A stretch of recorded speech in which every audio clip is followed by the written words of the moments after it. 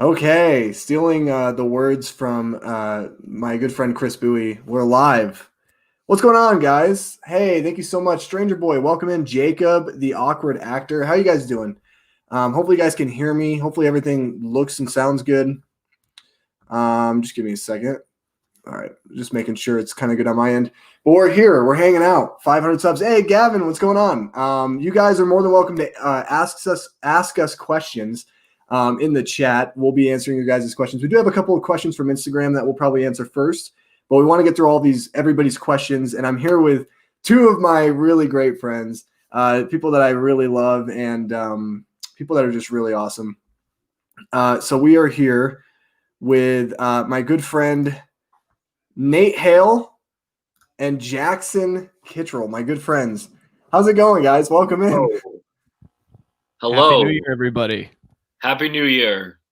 By the way, we are graced with the presence of bearded Jackson tonight. His spirit is with all of us. Are you so Jackson, are you trying to grow it out like me, or what are you doing? No, actually, this is trimmed. It was a lot longer like last week, so this is trimmed. Dang, that's trim. It's very different seeing you. I mean, you went from, like, we were talking about it, like, what was it, the last time we went live, about how you like lost all this weight and you look really, really good, and you still do. And then like now you just have to, every time we see you, you have like a different look now. Now you have the bearded look. The next time we see you, you're gonna have like a mohawk or something. Yeah, no, I might come in with like a neck tattoo. Or a tear. I'm planning on going to prison and killing somebody, so I'll get the tear. Wow. Okay. On that note, who's ready to talk some movies? Yeah, no kidding. Heck yeah. But yeah, everybody, welcome in. We do have a couple Instagram questions. I want to get to this one. This is actually from our good friend Bernie the Geek, movie geek. Really, really nice guy. He asked this question: Oscars predictions. So I guess we can each kind of go over maybe a couple different categories, what we think is going to get nominated, maybe some front runners. I'll let Jackson go first. I'm very curious about your picks, Jackson.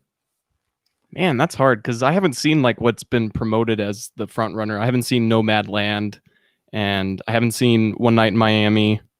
I think I still haven't finished Soul. I got halfway through it today, and then I had a bunch of stuff happen. Love it. It's great, but I can't make a full prediction for it. Like, honestly, you gotta finish it. I know, I do. I definitely do. But if I had to go with like any true prediction, it's gonna be Carey Mulligan for Best Actress front runner for me. I mean, I know Frances McDormand is the front runner for everybody else because they've seen Nomadland, but I haven't. So I'm gonna say Carey Mulligan. But that's pretty much all I can think of to really predict because I haven't seen much. I guess Mank for Best Picture and pretty much all the technical categories. It's gonna win sound design. Mm-hmm. But yeah, I can't really make any solid predictions this year. It's just weird. Yeah, exactly. Yeah, very true. Nate, what about you? What do you think? For animated, Soul is definitely winning. Soul will probably also be nominated in original screenplay. I could see that happening. Mm-hmm. And I would be happy for it to be nominated for Best Picture, for it to be the fourth animated picture in history to be nominated. But I don't know if we'll see that happen. For Best Picture winner, I haven't seen the movies, but I've just been following the news updates and everything. And Nomadland is a lot of people's choice for Best Picture winner. But of the ones I've seen, I don't know. It's hard. If I'm wrong, Jackson, you can totally tell me you told me so because you told me so on Green Book. But I don't really see Mank winning. I don't think it was met with as much critical acclaim as it was supposed to be. I think he'll definitely be nominated. I don't know that it'll win, but I think it will win, like you said, for sound design and cinematography. Mm-hmm. But yeah, I'm not really sure. This is an interesting year, and I haven't even seen Promising Young Woman. Mm-hmm. Yeah, I haven't seen that one, and so I don't know anything about that. But acting category predictions are really cool. They only have predictions are showing the lead actor of Minari, Minari. Yeah, Steven Yeun. Yeah. Oh, that's awesome. I want to watch that movie so bad, but I looked to see if you could find it. You can't find it anywhere, like online right now. It's not out, which is really sad. That guy is looking to be nominated. Delroy Lindo or whatever from Delroy Lindo. Oh, The Five Bloods. Yes. Would he be for lead or for supporting? For lead, yeah. For lead. Wow, that's awesome. Chadwick for Ma Rainey's Black Bottom, and then Anthony Hopkins for the father, and then the fifth one was another. Who was the fifth nomination they were looking at? Anthony Hopkins was the only white guy being nominated. I was like, that's pretty cool to see that. That's really awesome. Yeah. Right. Yeah. It's really good. Well, and especially because all the performances in all those other films are just like, I mean, Chadwick Boseman and Ma Rainey's Black Bottom. I totally spaced on saying that for prediction. He's like my pick to win. Like, oh my gosh. I haven't seen the movie yet, but I plan on catching up with it this weekend. So good. I was kind of expecting, I don't know what I was expecting. I wasn't expecting anything like too amazing. I was thinking kind of like it might have been a little overhyped, but after watching it, seeing his performance, I was like, no, yeah, he should be nominated. Like, he did amazing. Yeah, I think I agree with all of those picks. I would love, honestly, like Chadwick Boseman would be great, and I think he is the front runner and well deserved. I haven't seen the movie, but like Chadwick Boseman's amazing, and after everything that happened this year, but I also could really see a case for Steven Yeun. I've liked him since The Walking Dead. I love that guy. I think he's a phenomenal actor. It's really good that he's actually kind of getting into the scene. This one, Peter Astrieb actually says Sound of Metal. Yeah, I want to watch this. I want to watch it. I was thinking of. That's the fifth one they're looking at being nominated. Yeah, Riz Ahmed. I need to watch this movie because it's on Amazon Prime. There's like a couple movies I'm going to try to watch this weekend, including like Ma Rainey's Black Bottom and this one and a couple other ones before I like solidify my best of 2020 video and stuff. But I have heard his performance is incredible on it is. It's absolutely incredible. But I'll say I agree with Jackson. Carey Mulligan, Promising Young Woman, please get nominated. I don't know if it's going to, just because I feel like her performance in a way, it's not horror, but like I could see the Academy not understanding the movie per se, and maybe she doesn't get nominated. But because of how messed up of a year this has been, or 2020 was, I guess, because we're in 2021 now, I think that there's a better case for her to actually get nominated this year than any other year. In terms of frontrunners, I would also say I think I actually think that Mank could have some type of case for editing. I don't think it's the best edited movie, but the way it's edited, the style, the way it makes you feel like you're actually watching a movie from that time period. I think that's why the Academy is really going to like it. I think a lot of the technical awards, I think it's probably a lock to win because there hasn't really been a lot of movies that have been very technical this year. And other than that, like you guys basically said everything that I was thinking. So Tenet, okay, here's a question for you guys. Do you think Tenet score? Yeah, it'll be nominated for score, I think.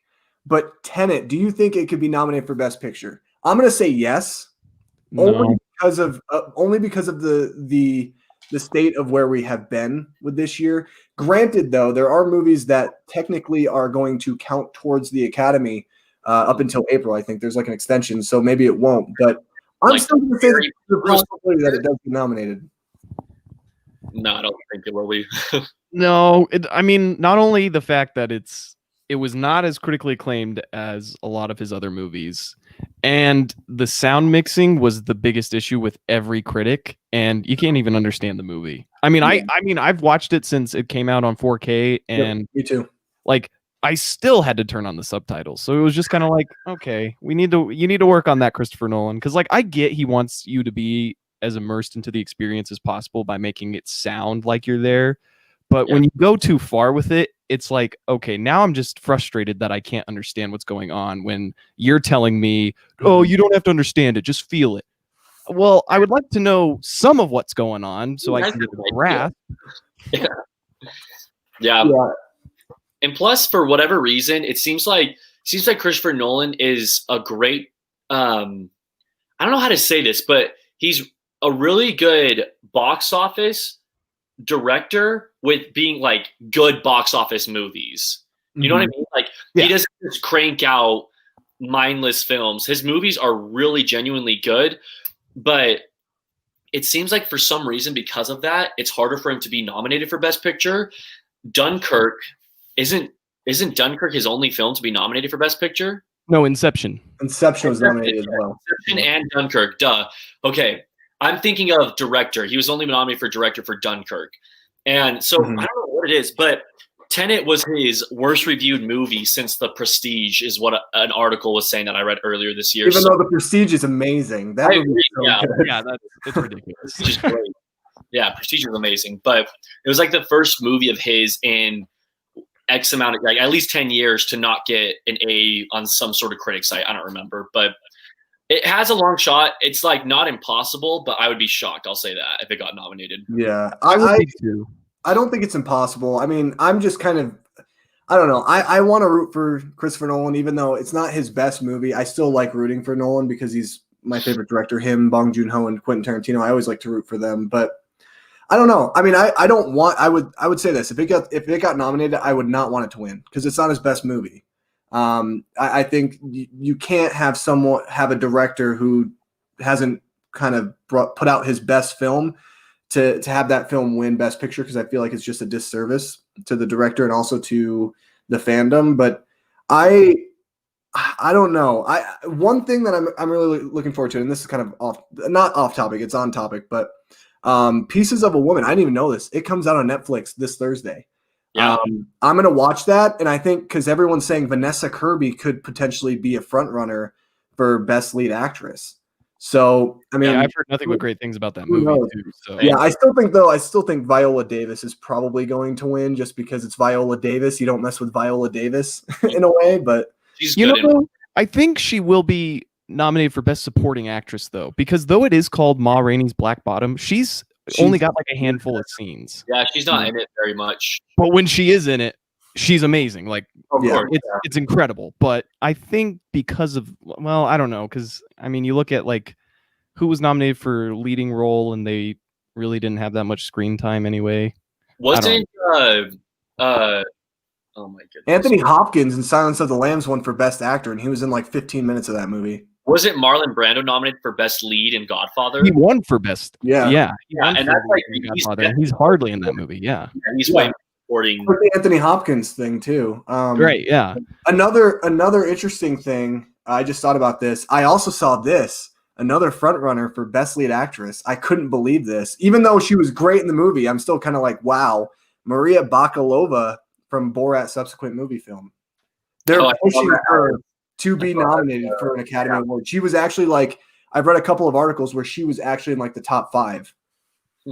Oh, wow. I turned that movie off halfway, so I don't have an opinion on that. For Bridesmaids, it's possible.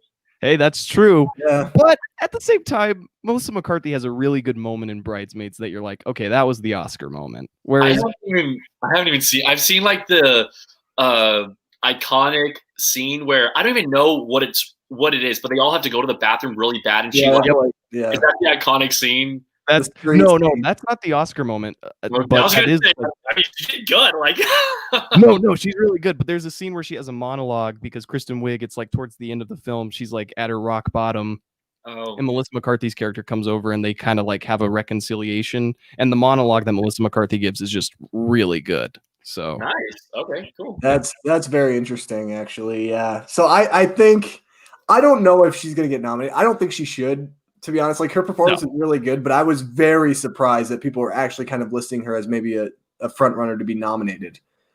I think that's just picking at crumbs at that point because not enough came out this year to really like judge. But at the same time, like, you know, she is the star of that movie and she did, you know, that's her breakout. So it would make sense. I mean, maybe a Golden Globe nomination, that would make way more sense. Yeah. Very true. Very true. Nate, do you have a question that you wanted to ask from Instagram? I do. Where's my phone? Oh, here it is. All right.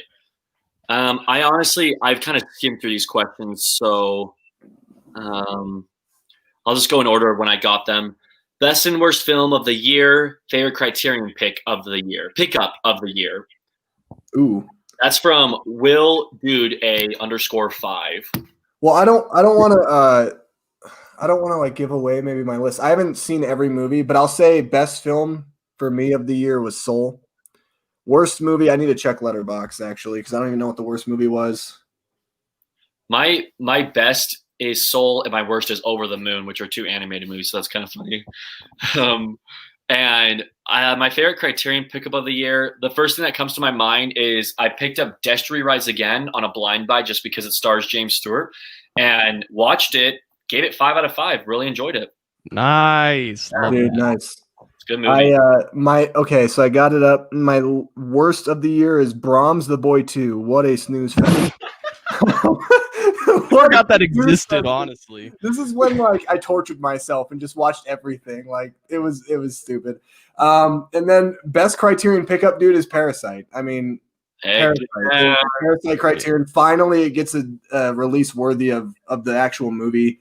I was talking to one of my friends today, actually, from back home, and we were just talking about movies, and I asked her, I was like, "Have you seen Parasite?" That was like the first thing I asked her. I was like, "Have you seen Parasite?" She's like, "Yes, that movie's great." I'm like, "Absolutely, it is." And then I was like, "You know what? The second movie I recommended her to watch that she hasn't seen, Life is Beautiful.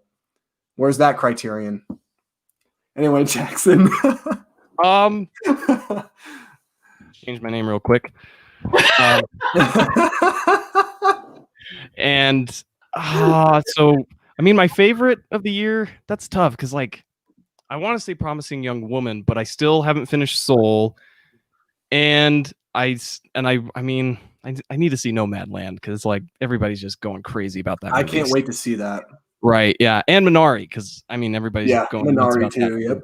Yep. But I guess for right now, I'll go with Promising Young Woman because that's the only movie that I can think all of last year that like had the impact it had on me. I really liked Mank like a lot. I loved Mank, but for me, yeah. But my favorite Criterion pickup this year was definitely Essential Fellini by far.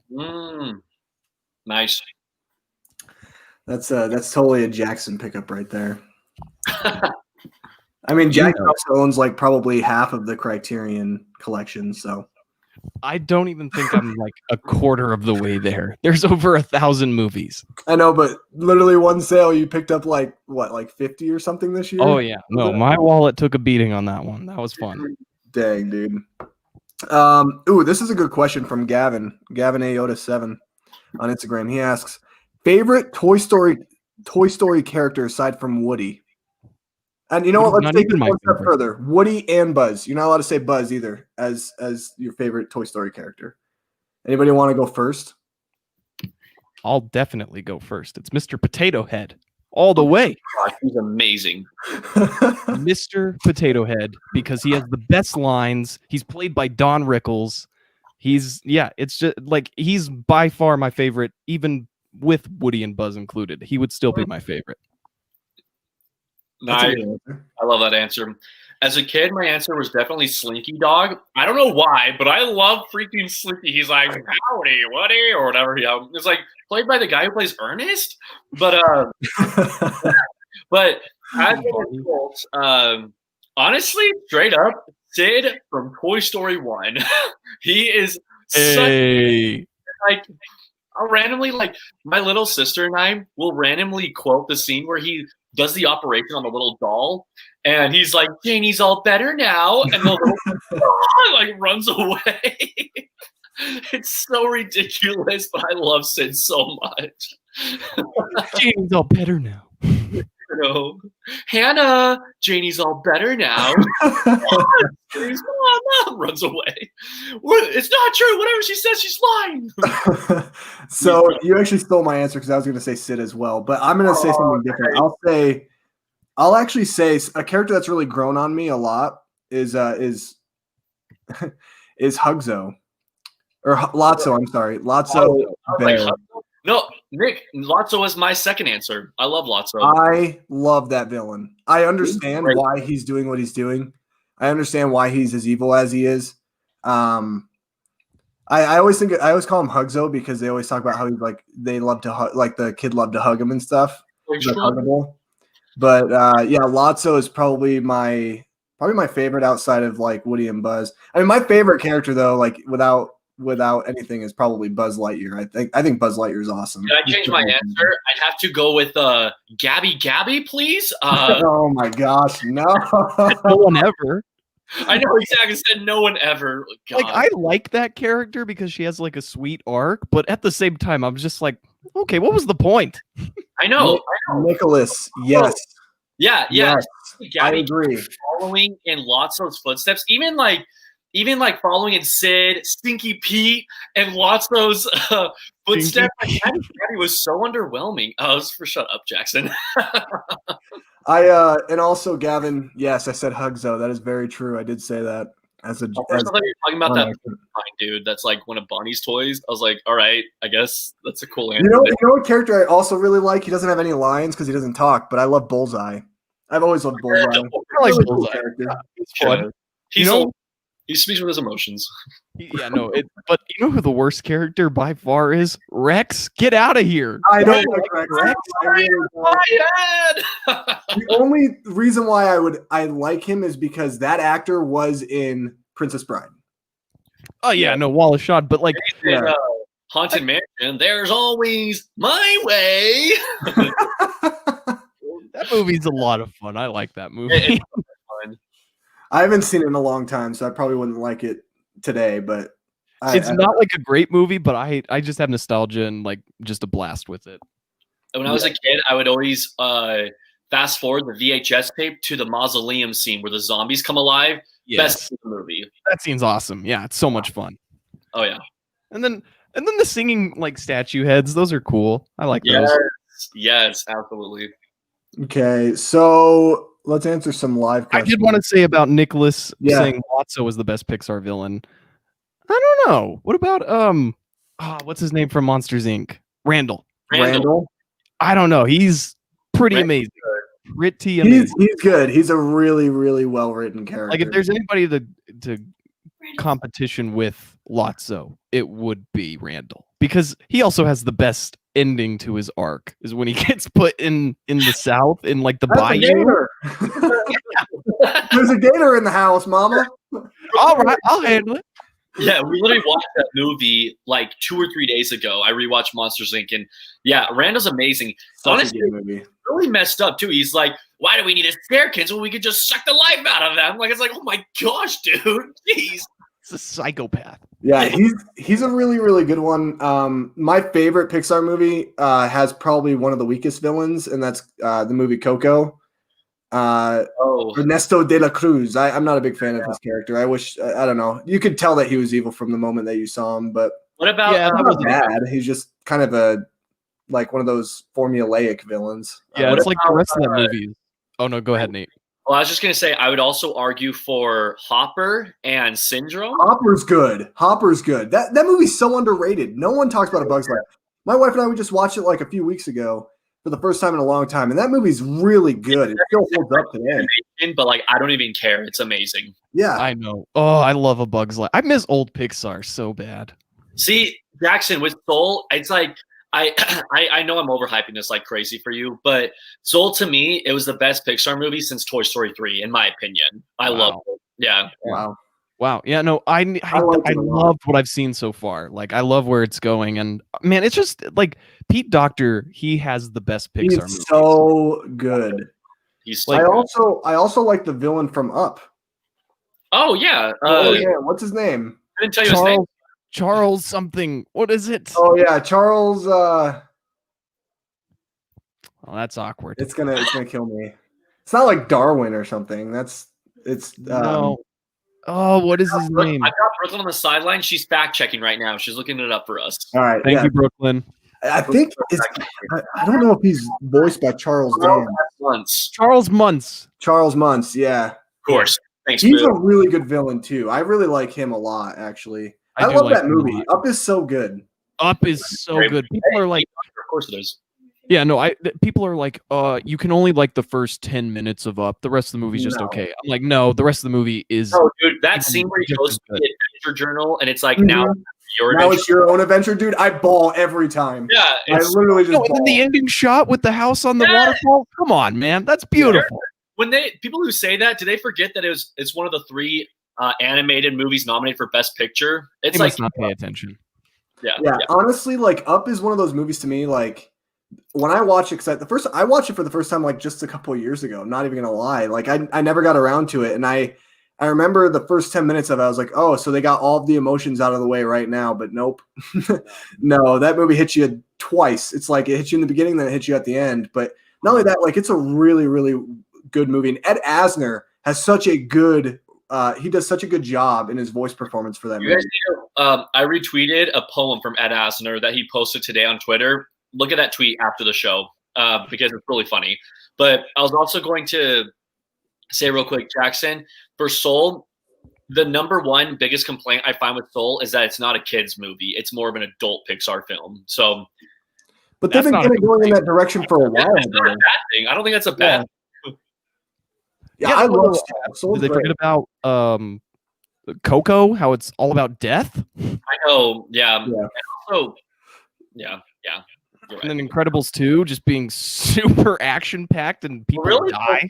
Really, both Incredibles movies are like mature Pixar films. If you really look at it, like the marriage struggling, the wife thinks her husband's cheating on her. Like, yep. Yeah. Pretty good though. Yeah, I would. All right. This question I really like from the Awkward Actor, which I also love that name. What would you call the feel good movie of 2020? For me, it's probably The Prom on Netflix. I haven't seen that movie yet, to be honest with you. No. I'm probably not going to watch it before my video because I don't think it's going to make my top 10, just from what I've heard about it. I'm never going to watch it. Yeah, I don't know if I will either. But I hate Ryan Murphy.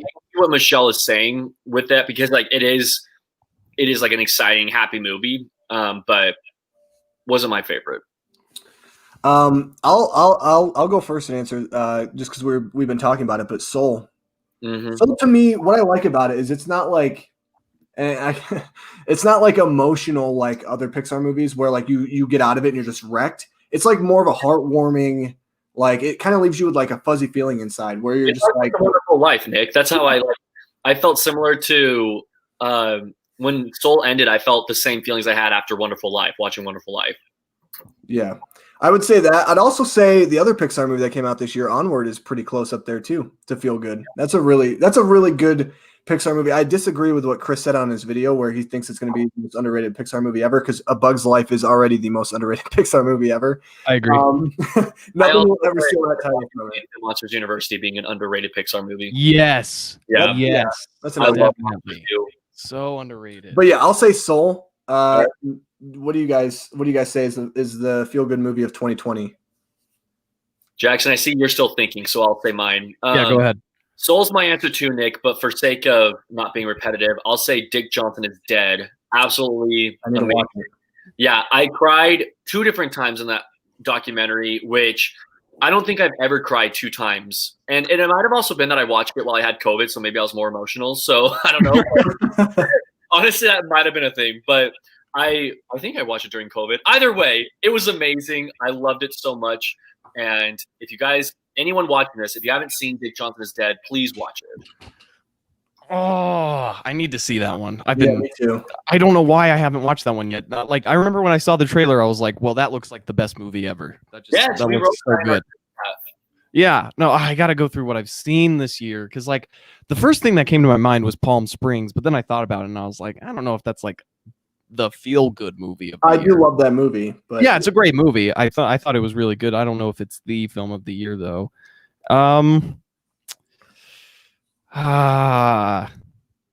That's tough because I guess for me, I'll go with The King of Staten Island. That's my feel good movie of the year. That's pretty much the only thing on my list that I could go with Hubie Halloween. Or Eurovision. Oh, that movie sucks. Eurovision movie's bad. It's not nearly as bad as he promised us, though. Which one? I also definitely like Ya Ya Ding Dong, but Husavik, the song she sings at the. I love that movie, dude. Yeah, the year. No, that song was fine. I mean, that movie was so boring. I was like, what is we? It's my guilty pleasure of the year, Jackson. I love that movie. It's not good, but I love it for some reason. Like I don't think it's the worst movie of the year. I love the elves plot. It's like so random. Oh, that was kind of funny when she's like praying to them and bringing them offerings. Yeah, that was kind of funny. No, you know what? Okay, I'll change it from The King of Staten Island to a cute little Netflix movie called The Half of It. I really like that movie. That was kind of underrated from this year. I've heard of that. I'm gonna look that up. What about Cuties from this? I'm just kidding. Yeah, no, I don't think anybody would agree with that. No. Oh, The Half of It. Yeah, I know what you're talking about, Jackson. That's on my watch. No. I think that would be my pick because I think by the end of that movie I was like, okay, the world isn't completely hopeless, and I think that's what a feel good movie should do. Mm-hmm. I can't say Ma Rainey's Black Bottom because that movie is really depressing. Can't say I'm thinking of ending things because that movie's also really depressing. I saw The Lovebirds with Kumail Nanjiani. I did not like that movie that much. Issa Rae. Yeah, no, that movie was stupid. Yeah, no, I can't tell you a single shot from that movie. I don't remember it. Yeah, that's the thing. I don't remember other than the fact that I just didn't really think it was funny. I like Kumail Nanjiani, but yeah, I do too. I really, really like him. I didn't like him in this movie. I also quite like Issa Rae. I think she's actually pretty charming as a but I don't. She was probably the best part of that movie for me. What I can remember, she would probably be the standout. But I also like the thing that's disappointing is it was Michael Showalter who directed like They Came Together, which is one of my favorite comedies, and then he also did a movie called Hello, My Name is Doris with Sally Field. That is such a good movie, and that would be a feel good movie if it came out this year. That'd be my feel good movie. But you guys should watch it; it's really good. And it's just disappointing. Hello, My Name is Doris. It's about Sally Field. She's super old and she works at this job and she develops a crush on a really young coworker. Ooh, scandalous. But it's really adorable. And it's just like one of those like, aw kind of movies. You know what I mean? Mm-hmm. But that's the guy who directed Lovebirds. And so it's like really disappointing to know that he could go from that kind of great movie to that. Yeah. Really disappointing, mediocre comedy. Tenet and Wonder Woman 84 for best score. Tenet probably Wonder Woman now. Wonder Woman is I've watched it twice now, and I can easily say that it went from a 7 out of 10 to a 6 out of 10 within moments of me watching it for the second time. Like I'm talking like the first 5 minutes of the movie. Wow. The first scene is really good, and then the rest of the movie just completely falls on its face, and it's like it's just not. I don't know. I think the Academy might want to stay away from that movie, but we'll see. Tenet getting a slot in there because Ludwig has won the Oscar before. Mm-hmm. He won just last year. Yeah. He already has favor with them, and so I could see it happening again. I could see him at least being nominated. I don't know about winning. I think Mank is going to be the winner because I don't know. Soul. I'm loving that Soul. It's the same composers. It's Atticus and Trent. Trent Reznor and Atticus Ross. That's what it is. They literally might be nominated twice this year because Soul and Mank, man, those are amazing. And they won for Social Network. Well, I'll say the reason why I think Göransson is going to be nominated is because he's a hot commodity right now. He's everywhere. Too. Not only did he win last year, but he does Mandalorian, which score, oh my gosh, is so good. His score in Mandalorian is incredible. Yeah, Jackson, how do you tell us what your thoughts are? Yeah, Jackson, what are your thoughts on the Mandalorian? It's an excellent show from what I've heard. But yeah, he's everywhere right now, and I think he did New Girl. Did you know that? No. He was the composer for the show New Girl. I feel like he did Community too. I maybe I'm making this up, but I feel like he did. He might have done Community as well. Yeah, I'm pretty sure he did Community. I'll fact check that. Thank you. Community. Yeah. I'm pretty sure he did New Girl. I'm pretty sure, but yeah, I mean, I don't know. I can't really like. Oh yeah, totally did Community. Mm-hmm. And get a fact check on New Girl. Check it out. Greendale. Pop. Pop. Yep, and he did New Girl too. So Yeah, guy is busy. he went from with TV. good for him. He went from Community and New Girl to Mandalorian and now Tenet and Black pretty much Panther, Creed in 2015, which Yeah, that has yeah. a great score. Yeah, he's really good. So I think Tenet is probably a sure thing. Wonder Woman, no, I don't think so.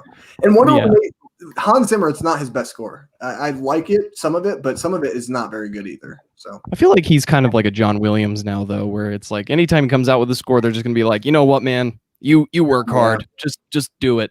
Yeah, I haven't seen Wonder Woman yet, but I mean, I'm probably not going to either. But I'm sure the score is fine. Yeah, it's fine. Zimmer. It's just not his. It's not his best. Yeah, I'm definitely going for Soul because what I've seen so far, just that first scene where he's playing the piano in front of all the kids, I was like, okay, that's gorgeous. So you got to finish the movie, dude. There's some. I'm gonna finish it tonight. Don't worry. Missing out on. I know. Am I gonna cry? Did you guys cry? Because that's what I feel. I had tears swelling in my eyes. I didn't cry though. It's actually I'm crying because there's movies that like actually have tears streamed down my face. This one was like all the tears built up and then it ended, and I was just like, okay, that was amazing. But like all the tears were there, they just didn't come out. You know what I mean? No, I know what you mean. No, I think that's what I meant. Yeah, because Okay, I don't think a movie has like ever made me like cry. Like I've had like. Movies that made me cry, dude. Nate knows what movie made me cry this year that I watched for the first time. It's Life is Beautiful. Oh, you saw it for the first time this year? Yeah, I remember I called you right after I watched it because I know you watched it, but I just can't believe that was in 2020. It seems like it was a year ago that you watched that. I literally called you and I was bawling on the phone with you. I was like, I just can't believe that was 2020. Man, it was a long year. Yeah, it was. It felt like it was never going to end. But Happy New Year, everybody, by the way. Happy New Year. And congrats to Nick for reaching 500 subscribers. Thank you. It feels like it took forever. Hopefully the next 500 more won't take as long. Let's see. Won't be able to watch live, but wanted to say hello. And if you answered this already, you don't have to again. But what was your first movie watched in 2021? Mine was Guest House, Pauly Shore. Interesting. I can't really answer this question. I haven't watched the movie today, but I watched Cobra Kai season 3. Haven't finished it yet. Doesn't count, Nick. Well, then I cannot. I'm not qualified to answer this question. Netflix isn't cinema. Yeah. Okay, Scorsese. Mank and Roma and Marriage Story and The Irishman are all Netflix. Yeah. They literally Speaking of The Irishman for several Oscars. Nate, you go ahead. I watched The Secret of Kells with my little sister Brooklyn today, which I'd never seen. And I was like, man, what should the first movie I watch of the year be? And it's always got to be something, like at least, a little special. And they're the same studio that made Song of the Sea and Wolfwalkers, which came out in 2020, as well as The Breadwinner. And all those movies have been nominated for animated feature, but I've never won. But The Secret of Kells was enjoyable. It's from 2009, and it was a solid first movie. I think I gave it 4 out of 5 on Letterboxd. Beautiful animation. Like, a lot of those movies I watch just to get lost in their animation because it's so beautiful. Yeah. No, I need to see that one. I've definitely like had that on my watch list. I think I put it on my watch list on IMDb when I use that as my primary movie app. So yeah, dude, Jackson, same. Secret of Kells has been on my watch list for years, and today I was like, let's make it happen. It's happening. Yeah, I definitely need to make that happen. It's literally only an hour and 11 minutes, if that helps. Perfect. Dumbo. Yeah. Oh yeah. Like, what? I see what you're saying. Man, this is kind of shameful, but the first movie I watched this year was Bruce Almighty. I love, dude. That's a guilty pleasure, man. I love that movie. No, that was amazing. Beautiful. Yeah, that movie's just like my childhood. So I don't know why I don't know why I watched it. I think I just saw it was on Amazon Prime, and I was like, all right, I guess I haven't seen that movie in years. So, but if we're gonna go with during the day, I'll go with half of Soul, and I'll finish it tonight. So my first movie of 2021 will technically be Soul. Mine. So I do plan on watching a couple movies this weekend, like I said, for to catch up with 2020 before I make my videos. After Cobra Kai, I only have like 2 episodes left, man. It's such a good season. I love season 3. But I want to watch Sound of Metal, I think. and then Ma Rainey's Black Bottom. I want to watch The Platform, which is a Spanish horror film that I kind of put off. And then probably Solaris at some point because I still haven't watched that. I need to watch it. It's been so hard to like find time to actually sit down and watch that movie because like I want to give it all my attention, you know? Yeah. Oh yeah. So you definitely need to good. give all your attention. Oh yeah. I mean, even then, you'll still be looking up videos afterwards. But Yep, I did that. yeah, no, it's one of those. But yeah, you need to watch Solaris like right away. Mm-hmm. Definitely. But to add to your Sound of Metal, Ma Rainey's Black Bottom, I would choose Ma Rainey's Black Bottom to watch first. Would you? because- Okay. Yeah, just because like that's the more talked about Oscar contender right now, and I feel like that's the more like relevant movie. But Sound of Metal is really good. Don't get me wrong. I think the only reason I couldn't give it like a 5 stars was it sounds stupid and it's the point of the movie, but there are scenes that I literally was just like, can we skip this? Because this is just going to be so hard to watch and I don't want to go through it. Can we just skip this? Mhm. And so it's a really hard movie to watch, but it's phenomenal. Yeah. Here's an interesting question. Thoughts on David Lynch's movies? Jackson, you can go first since you're so excited. I love David Lynch. Like one of my idols. So, I know Nate. Nate's favorite director right here. I've only seen his weird movies. But you've seen his best movies. That's the thing. No, you actually haven't. I mean, you have seen one of them. You've seen Mulholland Drive, and that movie is so good. It is good. It's just very it's good. It's good. It's so weird. It's so weird. The cowboy.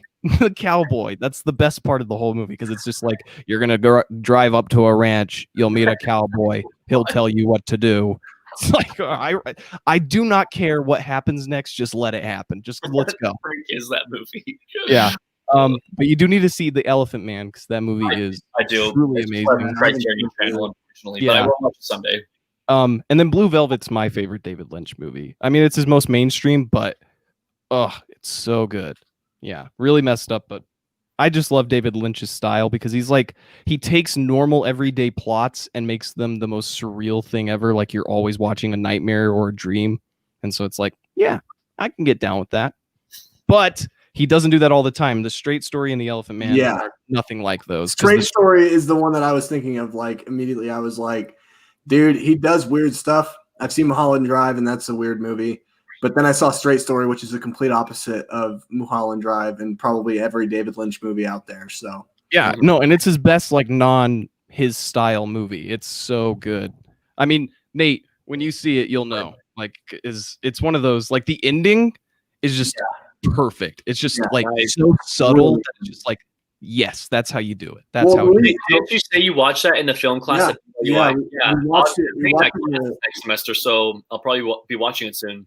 Yeah, it's kind of interesting because it's like one of those movies. Like it brings you into the way that the movie starts. It brings you in a very interesting way, and the movie just kind of how do I say this? It's almost like a hangout movie, kind of, but there's a lot of talking in a sense.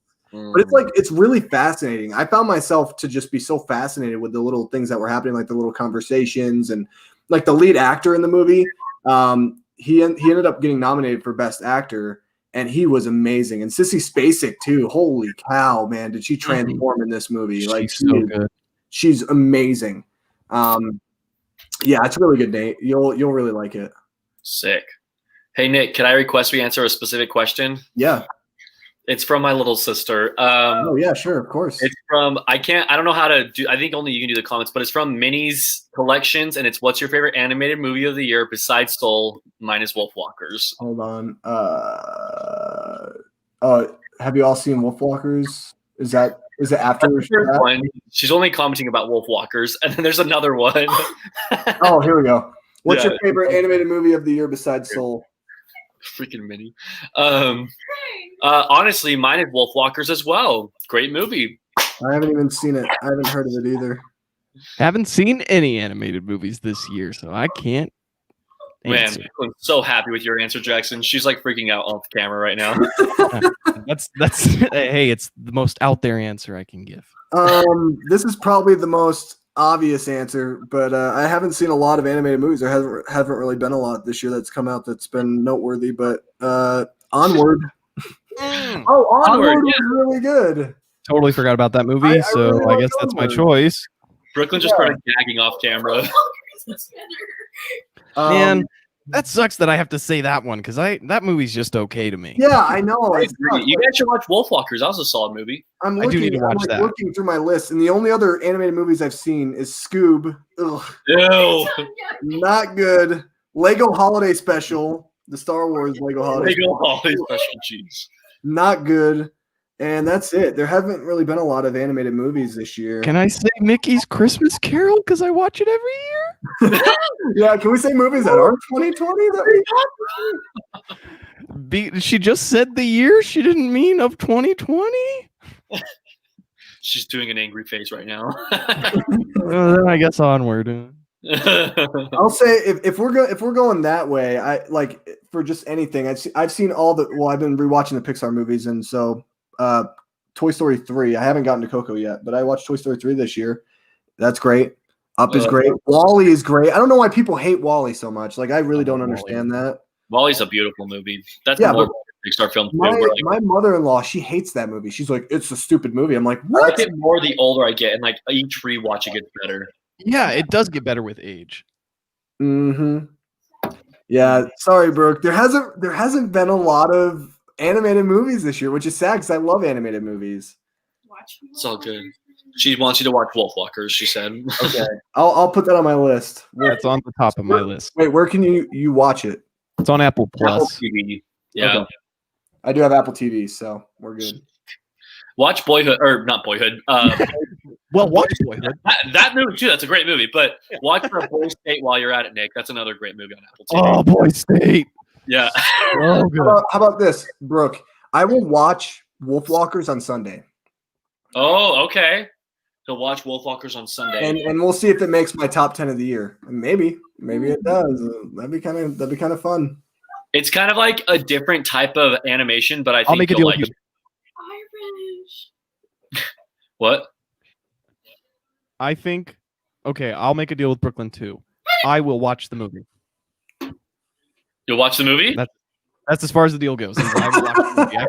I can't give a specific time because I can't give anybody a concrete time. I can't even give my own person a concrete time. Okay, Atlan telling me he'll watch the Bourne trilogy before I get off my mission. My good friend in high school, he like while I was on my mission, we kept in touch, and he's like, dude, tell you what, I'll watch the Bourne trilogy before you get home. Still has not watched it. I've been home for more than 3 years.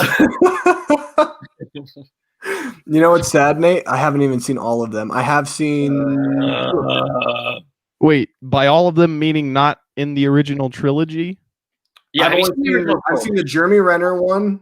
Ew. And I think I've seen the first one. That's it. Dude, come on. You're lame. You need to get on those. I know. I need to get on those. I need to get on the Apes Oh. trilogy, the new one. Yes. Like, believe me, there and Planet of the Apes apparently. Yes. Oh my gosh, those are like two of my favorite trilogies. Some of them, at least. So I'll wait for it to come on Disney Plus so I can watch it in 4K. Dude, the Bourne trilogy. The Before trilogy? Oh, the Before trilogy. No, wait, what'd you say, Jack?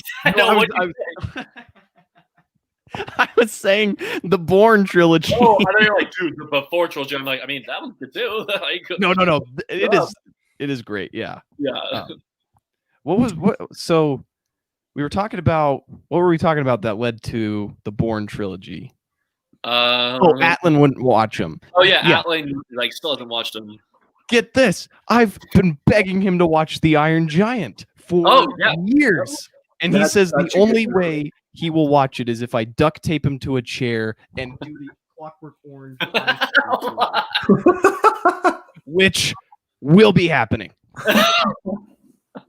That's awesome. You just walk up, he's like, is it happening? You're like, yeah, it's happening. I text you guys his video reaction. He's just like, it was okay. I just got Amazon Prime. Any original movies I need to check out if any of you guys have the streaming service? I watched The Vast of Night, my last movie of 2020, and I enjoyed it. It was good. Brittany Runs a Marathon. That's my favorite. Oh, what was it? Brittany Runs a Marathon. Yeah, I've heard of that one. That one's really good. Really, that's a great feel-good movie. Isn't the? I mean, the only one that comes to my mind that I really loved because I just really love this character, but Borat subsequent movie film. I can't think of anything else like Amazon Prime that I've really loved per se. Like I watch Amazon Prime movies, but not a lot of their originals. I know a lot of people really like the one with Casey Affleck. What's that one called? Manchester by the Sea. I was just about to bring that one up. Yeah, that one. I haven't even seen it, so that's one that I've missed. It's going to be on my list to watch for next year because I'm going to do 100 or this year, I guess, 100 movies project. So yeah, the only reason. I'm excited for that. Oh, dude, nice. Yeah. The only reason I didn't suggest that one though is how depressing it is. Oh, dude, yeah. Oh my gosh, I won't say because it's a spoiler, but like no. And the question we just got in the comments, and I guess I'm backtracking. That is the only movie that has actually made me like cry. Okay, yeah, I like that.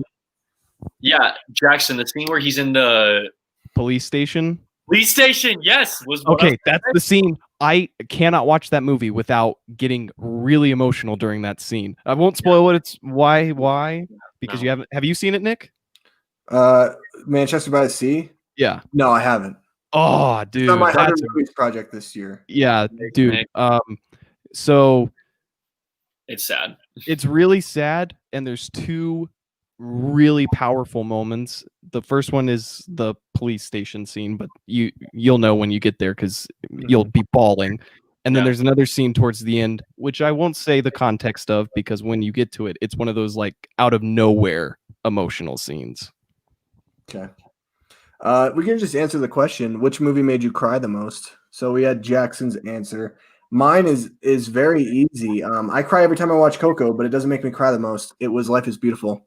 I've never cried so hysterically from a movie before, ever. That movie is I don't care. I say it all the time, and I'll keep saying it until it's on Criterion, dude. It's a movie that should be on Criterion. The fact that it's not is insane to me. Like, I don't understand it. I'll never understand that logic. I mean, who knows? Maybe this year they plan on releasing it in Criterion. I don't know. The farther we get from when that movie released, I feel like it's not going to happen. So that movie is just absolutely beautiful. I did watch, I don't know if you guys have seen my Pinocchio video yet. I did watch his 2002 Pinocchio film, and oh my gosh, it is terrible. I couldn't, and what's funny is I could not find the actual Italian version of the film. Nick, I saw it. You know, I commented on it. I think I commented something about. Yeah, I don't think I commented back on your comment yet. I don't think I replied. You're fine, dude. It was like the other day. I can't remember what I said.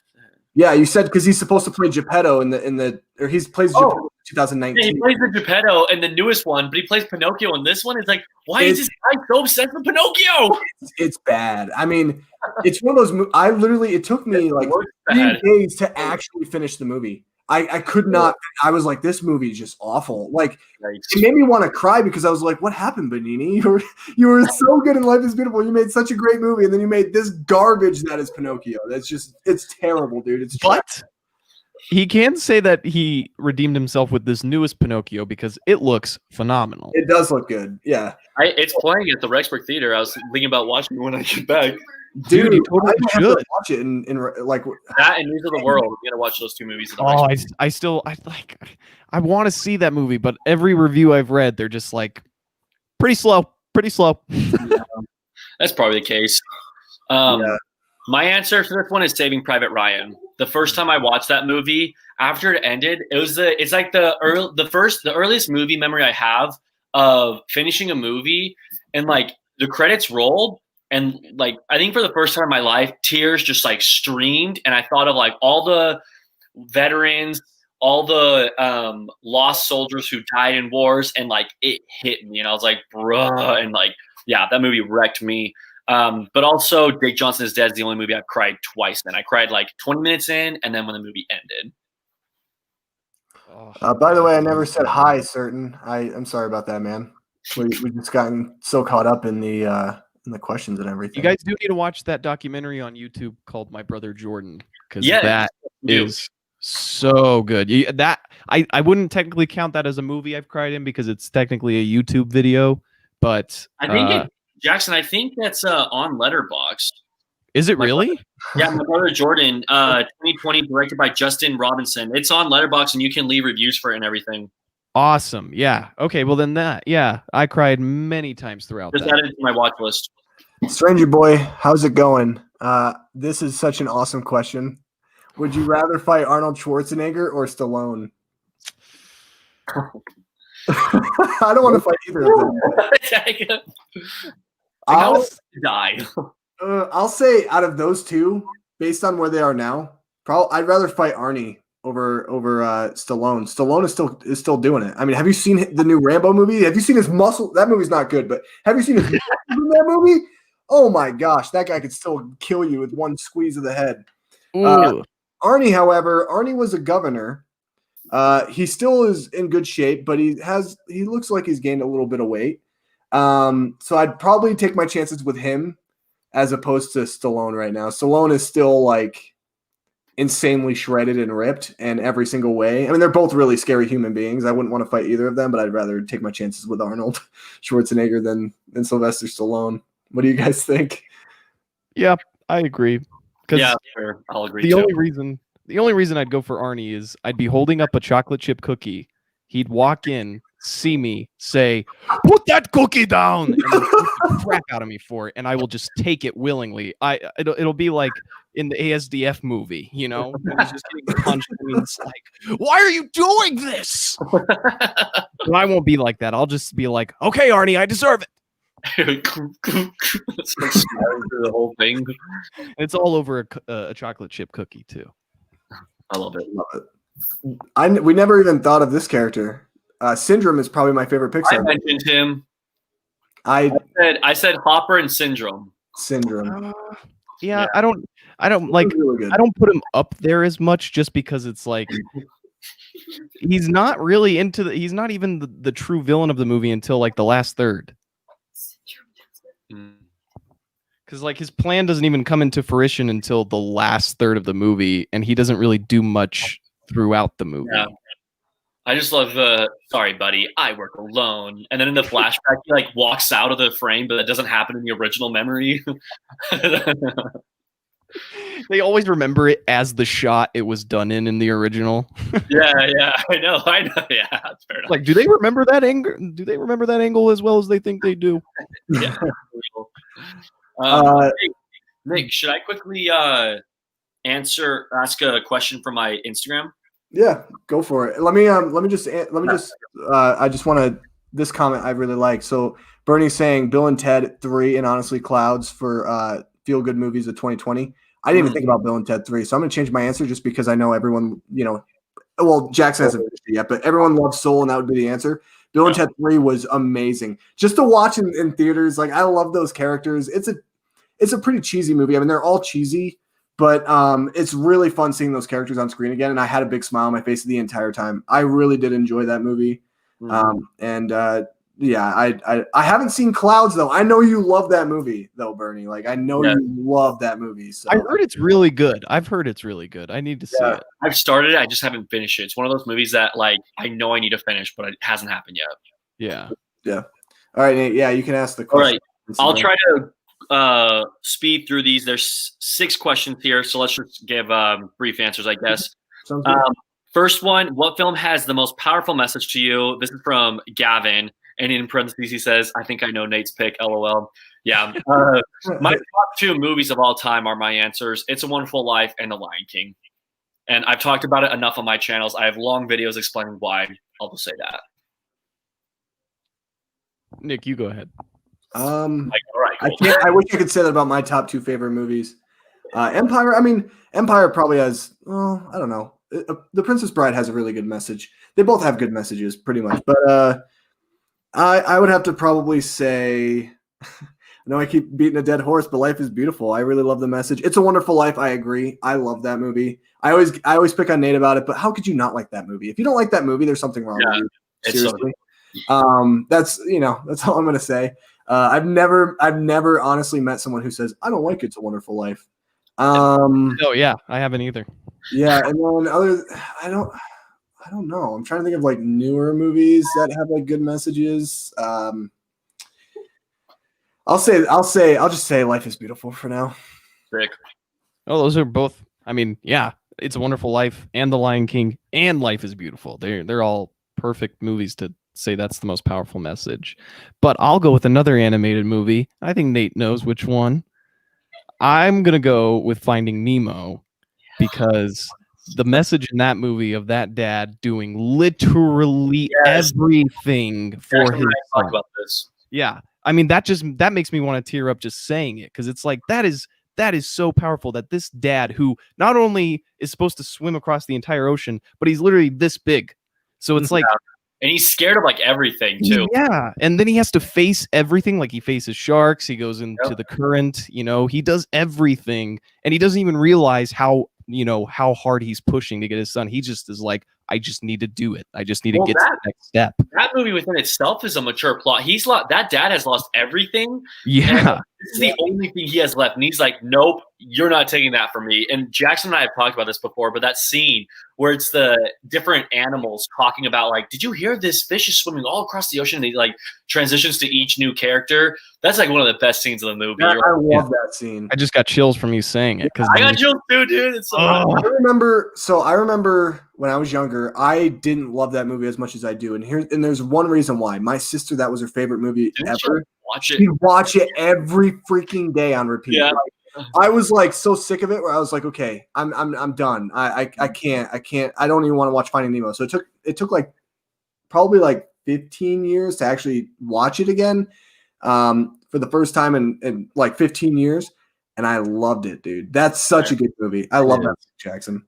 Yeah, no, and the other one I was gonna say was The Iron Giant. I love the message in that movie. I was expecting, Jackson, when you said that. I know your answer. Yeah, no, that was my other pick, because that message is really good too. It's the message. It has a couple of different ones, but the main one is you are who you choose to be. You don't have to be the product of your environment. You don't have to be what society or anybody tells you to do. You can be anything. And then the other one is, we don't need to start wars by panicking and doing all that kind of stuff. But the most powerful one is don't be what you're told, be what you want to be. I also think another good one is Return of the King, actually. And it's just when Aragorn takes his place, because it's like essentially like he got to do what he wanted to do. And he also went and did what he knew he had to do. And he what made him such a good king was that there was nobody more worthy and nobody more appropriate to actually hold that throne and be the king than Aragorn. It's like awesome. I love that scene. And then not only that, but like you also have these hobbits who are looked down upon, and when that final moment when they go to kneel down to him, it's my favorite scene in the entire movie. I cry every single time I listen to this line. He goes, "My friends, you bow to no one." Oh my gosh! And then everyone starts bowing to them, dude. I lose it every single time. I love that. Even though we all know that Sam is the only one that should have been bowed to, because he's the ultimate.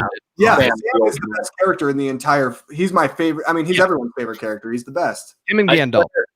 I swear, I'm not purposely trying to sneak into it. I'm not trying to sneak It's a Wonderful Life into every conversation, but I feel like that scene of like you vow to no one. That's the equivalent to George Bailey, you're the richest man in town, where it's just like, oh, you just hit with the feels. To my brother George, the richest man.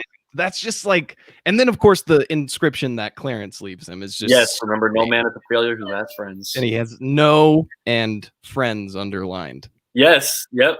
That's the best. Mm-hmm. It's almost like he's saying you have no friends, George. Yeah, that's what I got out of it. You are a failure. Maybe I shouldn't have saved you. What other questions do you have, Nate? Where are my wings? Okay. Okay. Next question: comedies or horror films? I would choose.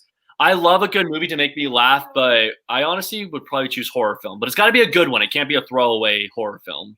My man. How about comedic horror, like Happy Death Day? I'm just kidding. Hey, no, that's great. I love those movies. Horror movies all the way for me. It's my second favorite genre behind sci-fi. I mean, what's even better is when you get a sci-fi horror movie. Well, most of them, other than Alien, are not really good. Alien and Aliens are probably the best. But horror for me. Comedies, I really do like to laugh, and I like comedies, but they're really hard to find like good ones. I think they're a lot tougher to find good comedies than it is to find good horror movies. Because horror movies, I feel like I don't know. There's just like, it's like kind of the easiest thing to get introduced into like filmmaking. Yeah. Is to do a horror film, like something like The Babadook that I just got introduced to this year. Oh, it's so good. One of my favorite horror movies of all time. One of my favorite movies. Amazing.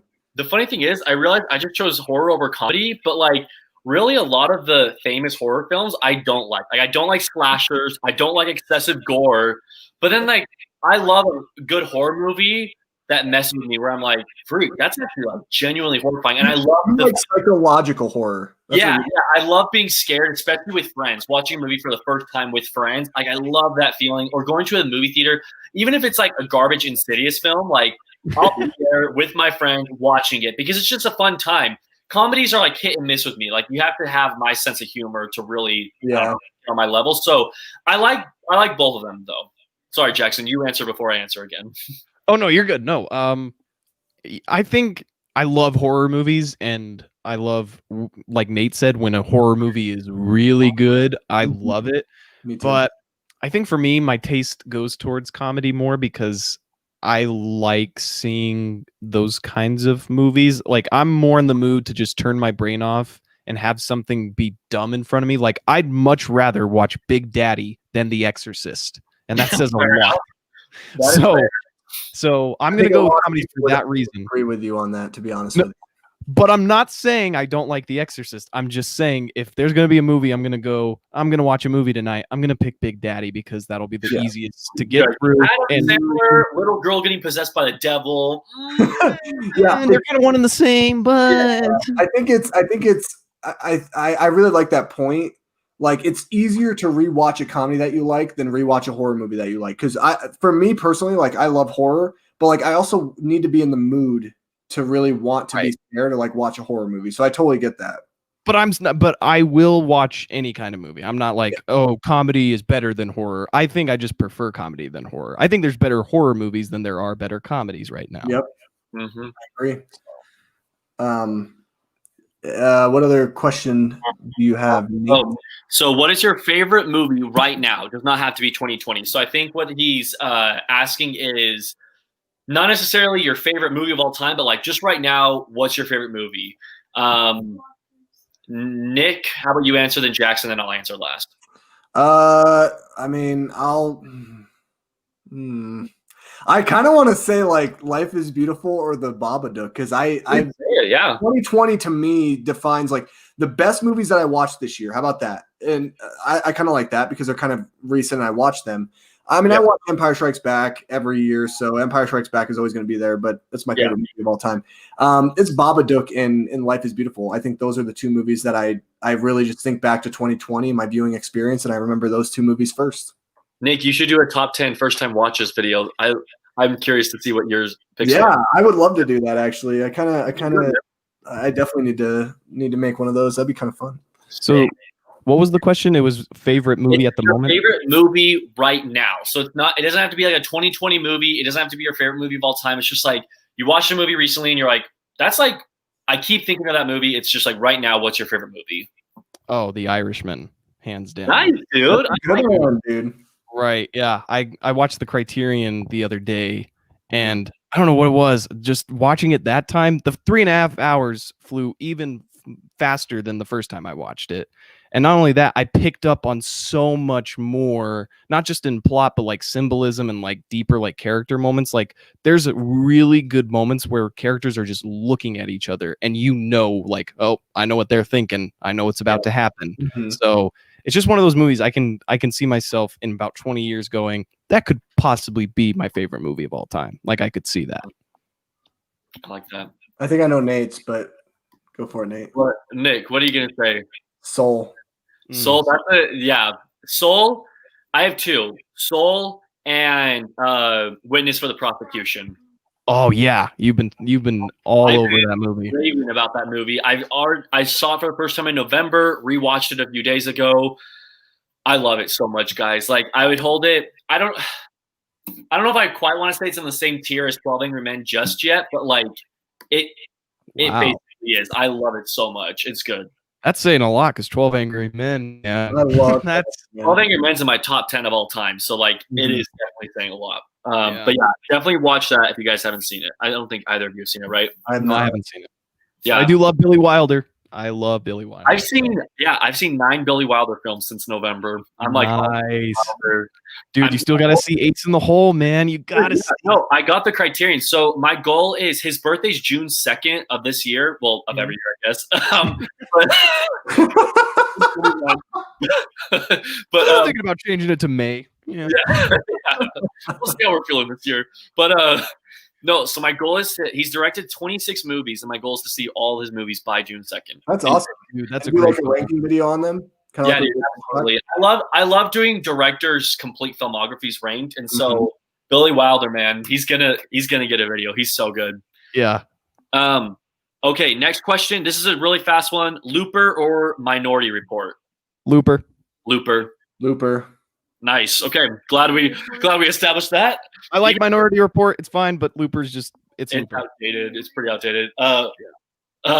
Okay, what is your favorite movie from the 50s? I think I gotta look at what came out in the 50s. Get this, actually. I forgot about this, but both Witness and 12 Angry Men came out 1957. So 57 is jumping up to be one of my favorite. Strawberries came out that year. So 1957, amazing year. But I'll say 12 Angry Men. Dang, I can't say this. 12 Angry Men is my pick too, but I'm gonna say something different. Do it. Rear Window. Ooh, that's such a good pick, dude. Such a good pick. Clapping. She loves Rear Window. I do too. It's such a great movie. That's one that, like, when I watch it, I think about that movie for literally weeks. I love that movie. It's so good. The scene where he's where Lisa had snuck in and he's spying and he can't do anything about it and everything's going down and you're like, oh yeah, oh, it's so good, so good. That movie's so tense too. My heart beats so fast in that movie. Oh yeah, it is. Yeah, I say it's an 11 out of 10 movie myself. Man, that would. Now you guys are making me want to watch that movie right now. So good. Gets better on each rewatch, like most of Alfred Hitchcock's movies, honestly. Yeah, that's absolutely true. Not, I don't know, not Psycho. I feel like that movie always will be that movie's always good. Yeah, it's always going to be the same as when I first saw it. I'm always going to be blown away. I'm always just be like, that's just so good. But for my pick, I'm going to go with Night of the Hunter. Dude, I've been watching that. Oh, I love that movie. So intense, so grossly, like, it's like almost a comedy because of Robert Mitchum being so like over the top creepy that you're like nervous laughing all the way. Yeah, super creepy. That song, I still know that song that he sings. Yes, I hear it. I hear it sometimes. I'm like, nope, I'm creeped out. I haven't seen that movie in at least 2 years, I'd say. I still know that song. But Jackson, I've been watching a lot of Charles Lawton films, and that's the only movie he ever directed. So I've been wanting to rewatch. But dude, you need to. It's so I love good. that answer. All right, this is my final question from Instagram. Do you have any influences to thank for you making videos today? Well, I don't make videos, so I'm going to leave that to you guys. Fair enough. Yet. That is very true. Yet. Yeah, fair enough. Yet. Nate, you can go first. I'm kind of curious as to. Well, okay. A first-time influence for me, I would say, so before I had a movie channel, I went the comedic route. Even before Zap Jackson, I made like other comedic sketches. But Niga Higa was like one of my first inspirations. He made the funniest videos and he has millions of subscribers. Not as popular today as he was back in the day, but he is someone that really inspired me to like, oh, I can make funny stuff too. I'm trying to think of someone for like movie related stuff. Maybe, I mean, it's such a, I don't know. I want to say like Jeremy Jones or Chris Stuckman, but I don't even do the same content that they do. I just, I like. Oh yeah, maybe Flick Pick. Like I really liked how he was humorous with his videos, and so maybe him. Honestly, don't even watch him. Like I don't know the last time I saw a video from him, but I'm still subscribed to him. I just don't watch his video. But I I don't know. That's a good. I should have prepared this better. Mine. So That is I also did videos way back in the day. My first channel ever. I talked about technology, but I realized like I don't even know anything about technology really. I was inspired by this guy named David DeFranco. I really liked him. I love David DeFranco. Oh, you watch David DeFranco too? I used to. I did back in the day. I was a big David DeFranco. I don't watch his stuff nearly anymore, but he does mostly I think like vlog stuff now. But I really did like stuff in years. Quite a bit. But I would actually have to say in terms of movie stuff, it's John Campea. I know he has a lot of hot takes. I know a lot of people there's quite a bit of people who don't like him. I really like what he does, and I like certain I like the way that he talks about the things that he's passionate about. He's very big into the kind of like the nerd space. And in terms of like where my content is now, actually, this might be really sappy, but it's actually Nate. Because Nate would do stuff that he was passionate about. And I was like, I really hate just doing movie reviews. Like I hate it. You know, it's like I'm not passionate about it. I really don't like just talking about like a movie, like a new release, and you know, that pressure of trying to get it out there like the day that the movie came out. I hated it. So you know, talking to Nate and Nate being like, hey, you know, we should or Nate was like, you just do oh sorry, I just saw Nate's private comment. Seeing Nate like talk about things that he was passionate about and like the way that he would go about making his videos, I just really found inspiration from that. And I was like, you know, I want to make things that I'm more passionate about, and that's why I do the stuff that I do. And it's really cool. It's cool to be inspired in doing things that are just like, you know, different. Yeah, thanks, man. I appreciate that.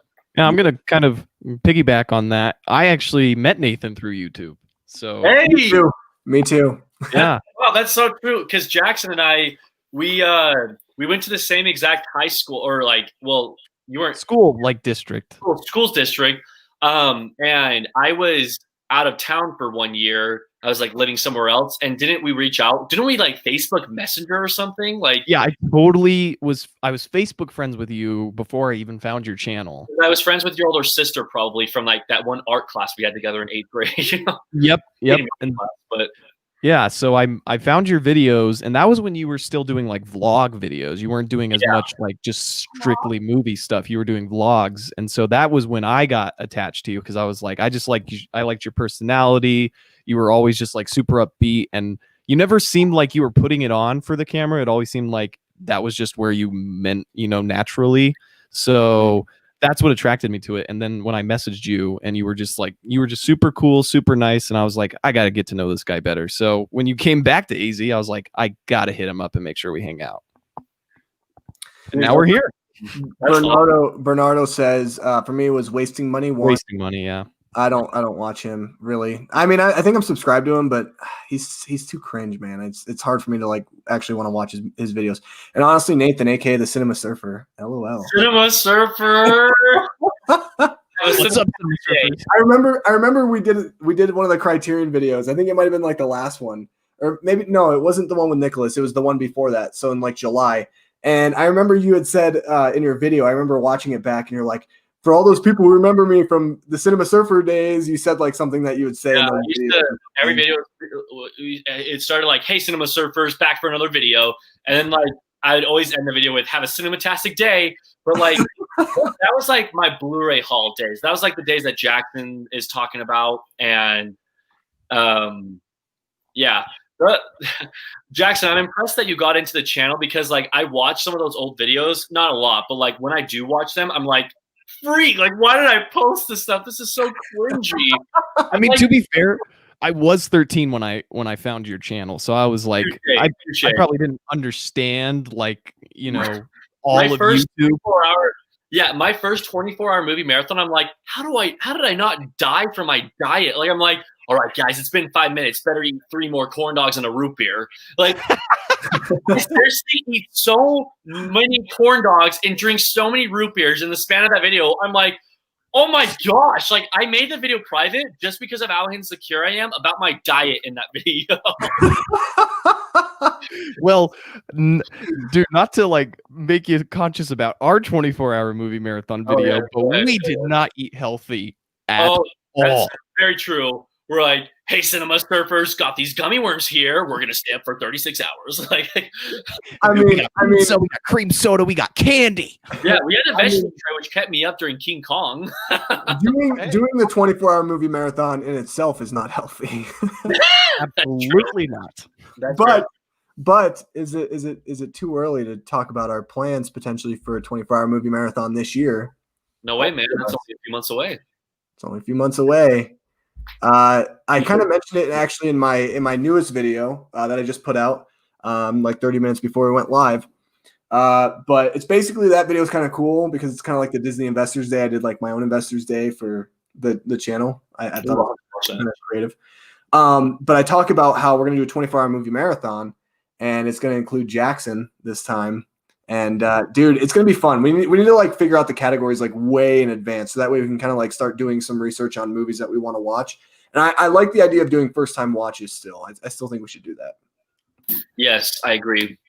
What about I don't know if you guys did this with one movie on your guys' last 24-hour movie marathons, but I feel like we should do this for all the movies this time around, which is pick each other's movies.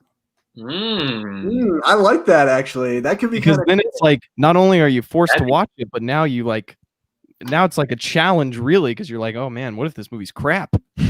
That'd be really interesting. As long as if we were to do that, it would have to be something where we're very strategic with what movies. Because like Jackson, if you're going to be picking like I don't know, a Tarkovsky film, I don't know. Don't pick Kubrick, please. It killed me last time. Don't do it. Yeah, I don't know if we're picking like slow movies that as like the 8th movie we're watching. I don't know if I can do that. Well, what if you're both getting Barry Lyndon again? What if we chose? Please. What if we chose the movies for each other, but we got to pick the order? Because I'll say this: if Jackson picks a Kubrick movie for me, that's fine. I'm just not going to watch it where I watched it last time because, oh my gosh, Barry Lyndon, poor Barry Lyndon, which is probably a great movie. I don't know, I fell asleep. It is a great movie. That movie just completely ripped me to shreds. I was just passed out. Like, I was completely out. So we could also.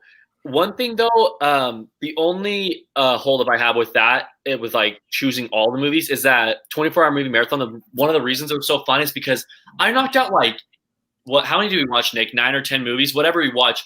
All those movies, yeah, I knocked out 10 movies that had been on my watch list forever, and so like it'd still be cool to knock out like some that I choose. So what if we did like where we gave each other our watch lists?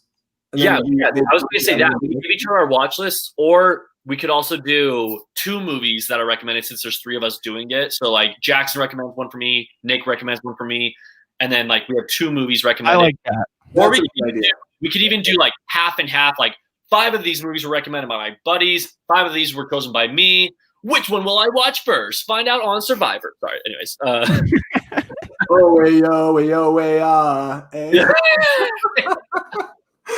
By the way, I love Survivor. I really 32 players or 32 days, 16 players, one survivor.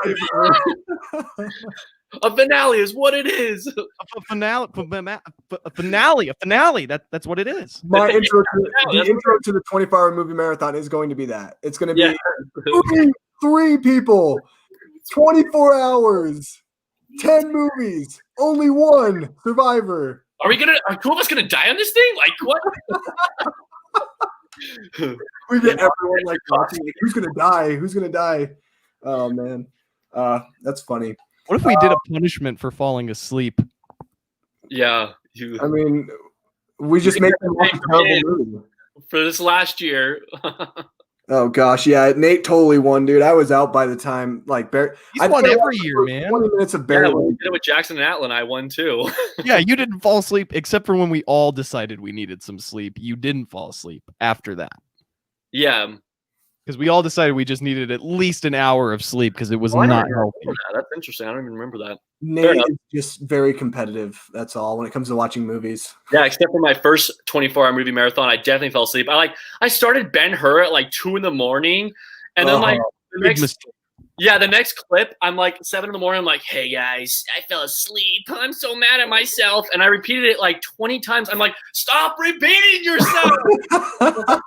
go eat a corn dog to make myself happy. It's like, no, please. That's great. All right, Mr. Sushi. What's going on, Mr. Sushi? Welcome in. Any of you guys watch Another Round? I've not heard of it. Matt Nicholson. Sorry, Brooklyn's talking to me off camera. Is that like a new movie? That movie just come out? Yeah, that's the Mads Mikkelsen, like Jackson was saying, and it's about. I'm pretty sure it's a bunch of teachers, or at least like a bunch of buddies, and they see it has to do with like extreme alcoholism, like just drinking a ton of alcohol and having a great time. It's on my watch list. Haven't seen it yet though, but it's from the director of The Hunt, which is like an amazing movie. So I love Mads Mikkelsen. Yeah, I do too. I do too. Yeah. Eddie S. Hey, how's it going, man? Thank you for stopping in. Appreciate you. We're the goats. Thank you. I appreciate that compliment. Yeah.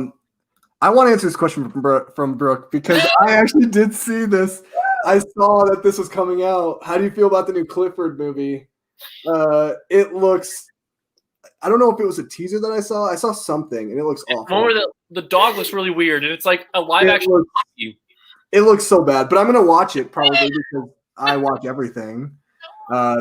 Pretty well, not everything anymore, but I want to watch it just because I want to see the horrendous train wreck that it is. Brooklyn's doing a really sad face off camera. Wait, does she want to watch it? Does she like? Is she really like excited about it? I mean, I'll put my 2 cents like this. It's from the director of Old Dogs with Robin Williams and John Travolta. I think we're predicting an Oscar winner here. Gosh. It's going to be a masterpiece. That guy shouldn't be allowed to make movies anymore. Yeah, wait. It has 6 writers on it, so... Why did they let him direct another movie? They're like, well, you do have Old Dogs on your resume. Old Dogs was a really good movie, so we're going to give you another movie. How about Clifford the Big Red Dog? He's like, give me that contract right now. Let me sign it. It's like, whatever I need to make money to help my family survive. It's like Nicolas Cage. I bet if they offered him the role of Clifford the Big Red Dog, he would take it in a heartbeat. They're like, we actually are holding your daughter hostage, and unless you make this movie, we will kill her. And it's like, well, I guess I got to do that then. No. It's like, hey, we'll buy you a burrito if you're in this movie. He's like, all right, sounds good. That's all I want. That's not promising. I thought she was talking about the one with Martin Short from the 90s, and I was like, I love that movie. No, Jackson, watch the teaser trailer for it after this live stream. It's bad. It's really bad, dude. Oh, man.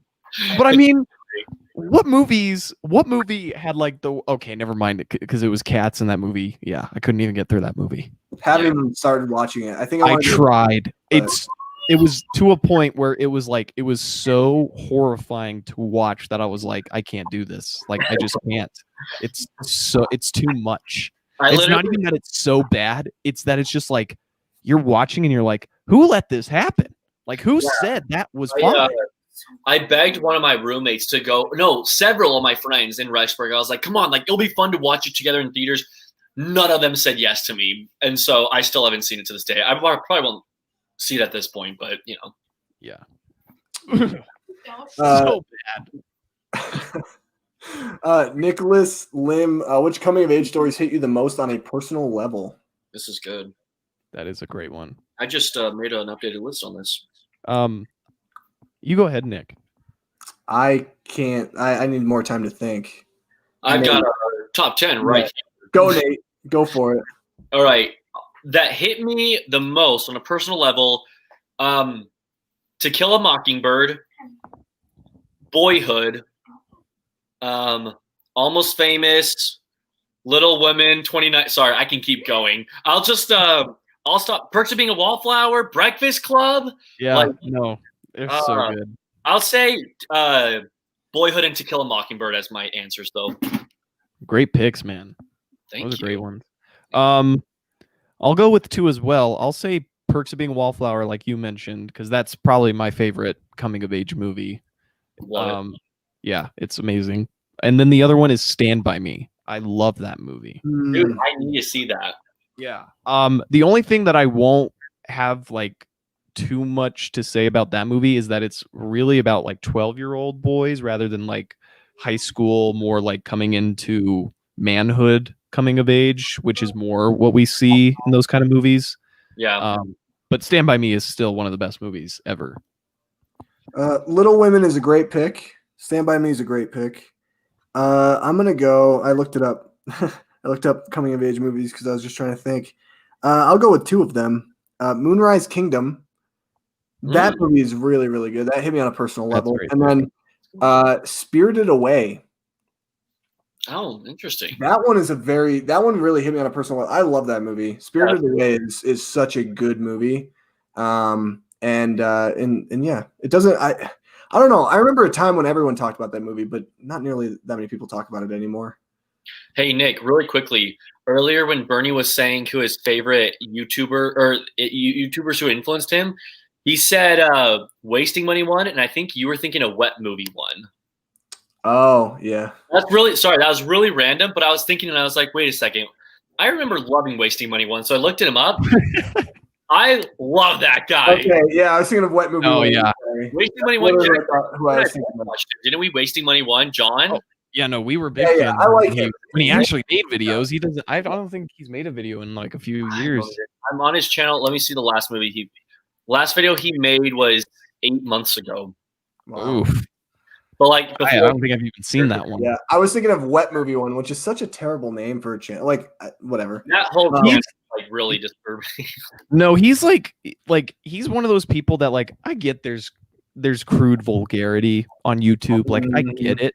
But like, and I'm not too offended by it for the most part because like I expect that when I'm on the internet. But him, I don't know, man. It's just like dude, grow up just a little bit. Yeah. It's like Adam Sandler plays juvenile characters really well. You're not Adam Sandler. Like, I know. You need to grow up just a little bit. And it's not because I don't think he's like a good person. It's just like he just makes the worst kind of jokes that like nobody, even people who have that kind of like mindset would find funny. So he's a very like, I don't know. I thought that's sorry. I apologize. I got them mixed up because their names are very familiar. They're very similar, yeah. Very, yeah. But yeah, Wasting Money is really good actually. I really like him. But Wet Movie, yeah, I don't like his videos. But hey, if you like his videos, that's great, man. More power to you. I don't know. I don't understand the Blu-ray people who go to the store, show a movie, and then they don't even buy it. But anyway, yeah, that's a very good point. That's a very good point. It's so dumb. Most anticipated movie of 2021. Mine is Dune. I'm gonna have a video on this coming out within the next couple of weeks. But I feel the same way. It's probably Dune. It was gonna be the Batman, but that's not coming out until 2022. So probably Dune. What about you guys? I'd say Dune 2. I'd say Dune 3. I'm just kidding. Sorry. So dumb. I haven't even made it yet. Yeah. I'll say Dune is up there, especially because I'm happy it got a PG-13 release or rating. And also Spider-Man 3 is what I'm calling it. Spider-Man. Oh, yeah, that one's up there too for me. I kind of forgot that one was coming out this year because of all. It's like it comes out December of 2020. Yeah. Well, Marvel has a huge year. There's nothing for Marvel, but they have so many shows coming out. There's 4 new movies coming out this year. And what, 3 or 4 shows alone? So it's it's crazy. We got WandaVision, Falcon and Winter Soldier, and Loki. I'm trying to, and I think we have. Isn't Miss Marvel like close to? I'm pretty sure it is. I was actually. Yeah. It's funny this question was asked because I was literally making my 2021 like watch list today, and I realized first off how many Marvel movies are coming out, but there's like some good movies coming out. Don't get me wrong, like all the ones that were delayed from last year to this year, I'm excited for. But honestly, I'm a little low key. I'm low key more excited for 2022. Like, yeah, me too. The Batman, dude. The Batman, Spider-Verse 2, Indiana Jones 5, and Lightyear, all in the same year. I'm like, please, like, can we just skip to that year? For me, Spider-Verse 2 and the Batman are going to be my 2 most anticipated for 2022. There's no doubt about it. Yeah. Spider-Verse is king above anything coming out in 2022. Anything. Yes. So good. I can't wait. For Spider-Verse, Like, I cannot wait. Like, I'm not even kidding. I don't make trailer reaction videos, but I might even make a trailer reaction video for Spider-Verse 2. Like, I'm not even gonna lie, just because dude, I can't wait to see the trailer for that. that's gonna be that. It's so funny because remember when the first Spider-Verse came out? Like when it first came out, the first couple of weeks, nobody saw it, nobody talked about it, and then all of a sudden, it blew up. Well, it got to a point. I worked at a theater at the time, and people would come in and they'd be buying a ticket for Spider-Verse, and I'd be like, "What number of time is this you're seeing it?" And they're like, "Third time." I'm like, "Yep." Like, I just assumed I knew that they were like watching it again because that's it. It's just that rewatchable. Like even in the comments earlier tonight, Nicholas was saying how the first movie he saw this year was technically Spider-Verse because like he went into the new year watching it, and I responded and said, "Dude, like." That movie never gets old to me. It's so rewatchable. Even today, Jackson. Sorry, I'm kind of on a rant right now. No, I was thinking about how much I love Soul, and I was like, do I like Soul or Spider-Verse more? And I was like, it's definitely still Spider-Verse. But like, it's just such a unique movie. It's just, it's so good. Yeah, there's never been anything like it, and there won't be. Even the second one, like it'll still be great, and I'm more than stoked for it. But there will be nothing like. Okay, just what if it was better? What if? Oh my god! That's setting a high bar. Dude, it's my favorite movie of 2024. Spider-Verse is my favorite of 2019. Was it 2018? Yeah, that was my favorite of 2018 too. Yeah. I mean, it was. I mean, that's it. Does that say anything about 2018? 2018 was such. When Spider-Verse. I mean, okay, if Spider-Verse even came out last year, I still think it would be in my top 5. Like it wouldn't. Yeah, I don't think it'd beat Parasite. I think Parasite. Oh, no. Parasite. When you say last year, are you talking about 19 or 20? 20. Okay. Oh, 20. Yeah. Parasite beats Spider-Verse, but I think they're Spider-Verse would beat anything for me this year. I think it beat Soul. Yeah, number one for me. I think my top 25 movies of all time, even Spider-Verse and Parasite, I think they're just like right next to each other, but Parasite is beating it. I'm pretty sure. Yeah.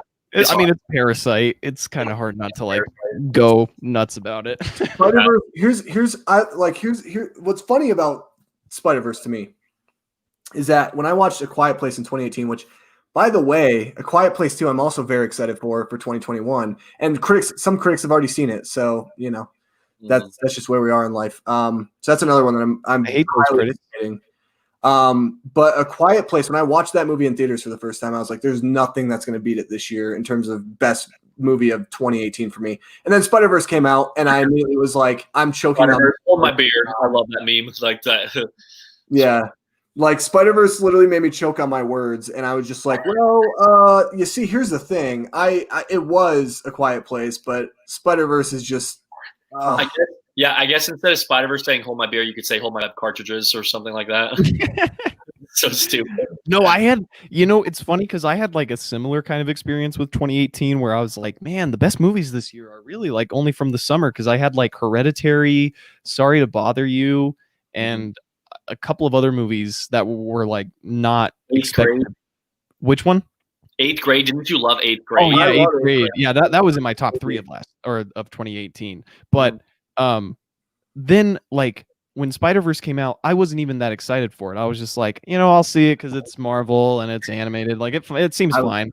And then when I go and see it, like I have never had a better like, okay, I'm gonna eat my own words here in the theater. Yep. Yeah, that scene was the scene that I was like, okay, there's no way I could ever think anything was gonna be better than this. I remember watching in the theater. We were at this like one of those theaters that like serve you dinner and stuff. It's like a really fancy theater in California. Nice. Yeah. So it was it was Christmas break, and I remember I was so excited to watch it, but I got in for free because my brother-in-law's friend worked at the movie theater at the time, and so he could get us in for free. And we're sitting there and we're watching the movie, and I just remember like my eyes were just like, I felt like they were popping out of my head because of how beautiful the movie was, and just it's so good, dude. I like especially the scene where like Miles gets his confidence essentially, and it's like towards the that's like towards the third act. That is amazing. All of that stuff leading up to that, like everything is just so good about that movie. And there's some really charming characters, and it's great. It's great. Such a good movie. Let's see. There was a question that I wanted to find on here. We could do some Criterion questions. Favorite? We love them. Yeah. William Duda asked favorite upcoming Criterion release. I don't even know which ones they're releasing. Go on the Criterion.com website Defending right now. Your Life. That is mine. Here, Actually, is that the Albert Brooks? Meryl Streep one? I'm genuinely intrigued by it after you told us about it. I'm like, that sounds interesting. No, it's such a good movie, and it's really funny too. Like, I don't know how to describe it other than like it's the best on-screen version of the afterlife ever. Nice. And I still haven't finished Soul, and I'm still believing that about Defending Your Life. Did you say Secrets and Lies? What movie did you say? The 1996 one. But that's another one of my favorite. That's another one that I'm really looking forward to. But I said Defending Your Life. Mm-hmm. I'll be honest. I'm looking at the upcoming releases, the ones coming out January through March, and I haven't heard of too many of these. Yeah. There's the 3 films by Luis Buñuel, and I want that. Yeah, I've seen The Discreet Charm of the Bourgeoisie, but I haven't seen any other from that trilogy, so that's the only one I'm familiar with. I know Minding the Gap is a recent movie from like I think 2019 even. And I already have Tuki Buki because it's in the Martin Scorsese World Cinema Project. Oh, cool. Oh, nice. I didn't even realize that. Yeah, Defending Your Life is the one I'm most intrigued about, I'd say. Where do you find the new I'm on the Criterion website. I can only find the ones from Press shop the collection, Nick. Okay. Hold on. Shop the collection. All right. And then there's an option coming soon. Oh, yeah. Yep. And so you'll see the... Also, if you're not following the Criterion Collection on Instagram, every 15th of the month, they post on Instagram their choices for the next... How far ahead are they now? 3 months? So we got March in December. So yeah, 3 months. April and January. So based on the cover alone, The Ascent looks kind of interesting. The Ascent, I think I watched a clip from it and it was pretty suspenseful. It's like these 2 soldiers. And this is the one I was thinking of. It's these 2 soldiers that are hiding in the attic of a shed. Do you know what I'm talking about, Jackson? Yes, that was another one I was really intrigued by. Synopsis. They're hiding in a haystack, and the crowning triumph of a career cut tragically short. Larissa Shepitko's final film won the Golden Bear at the 1977 Berlin Film Festival and went on to be hailed as one of the finest works of late Soviet cinema.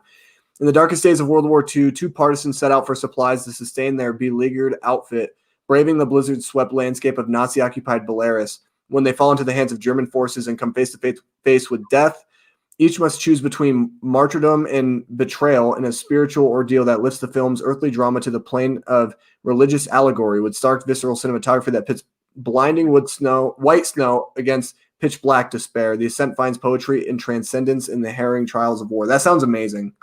Yeah. If you watch the clip, I think even on I think it's just on the Criterion website. When you click on that Blu-ray, you can scroll down and there's like a 2 or 3 minute clip. Just watch that clip and it's crazy. Definitely will check that out because that movie's just piqued my interest. I mean, still Defending Your Life. I might even pre-order that. So nice. That's how excited I am for it. That's a solid pick. It kind of reminds me of True Stories, where I don't. It's not like they don't have similar plots or anything like that, but it just seems like Criterion is kind of dipping. They seem like similar movies, like older. Well, I think I know what you're talking about because they're both from early '90s, and they both kind of have like a goofy kind of feel-good tone to them. Because True Stories, I've seen half of, and I was really into that movie. It's so funny. Unique. It's very interesting. Yeah. Another one that I'm really looking forward to for upcoming Criterion releases is a movie called Life is Beautiful by Roberto Benigni. Hasn't been announced yet, but it will someday. I know it. Someday. I freaking know it. And if it doesn't, then like I said, I don't understand how it's not on Criterion now. I think they're wasting such a great opportunity, but I think it's going to at some point. It's got to. It might have to be with the rights though, because I know it's owned by Miramax. Oh, Weinstein. Miramax is a Yeah, it's kind of a part of Disney and the Weinstein Company, and I don't think they're much for giving up their rights without a fair price. And Criterion doesn't own the rights; they only own distribution rights. Yeah. I was going to say, I had a little bit of a Curb Your Meme experience the other day. So I recently watched, I mentioned earlier in the stream that I'm really getting into Charles Lawton as an actor. And I recently watched one of his movies on the Criterion channel. No, I actually watched this one on HBO Max, but Hobson's Choice. It's in the Criterion collection, but it's only a DVD release, hasn't been upgraded to Blu-ray. And I was like, man, I'm going to go out and I actually want to buy a DVD because they don't have a Blu-ray for it. And I was like, you know what? I want to own this movie. I'll get the DVD. So I'm like, man, but Barnes and Noble won't have it because it's a very obscure release and everything. So I shouldn't get excited. And then I go to Barnes and Noble and look in the Criterion section and it's there. And I'm like, no way, it's here. And I pull it out. And then I totally forget we're not in a Criterion sale month. And it's $39.99, and it's boom, boom, boom, da, da, da. And I'm like, I'm not spending $40 on this DVD. Are you kidding me? So I put it back. I was so sad. So I was so excited to buy it. Oh, they're gone. They're not on sale. One that I'm one upcoming one that I'm looking forward to actually buying probably is I think I've thought about it. I've stewed it over. I was so against buying it, but I actually think I'm going to buy The Irishman.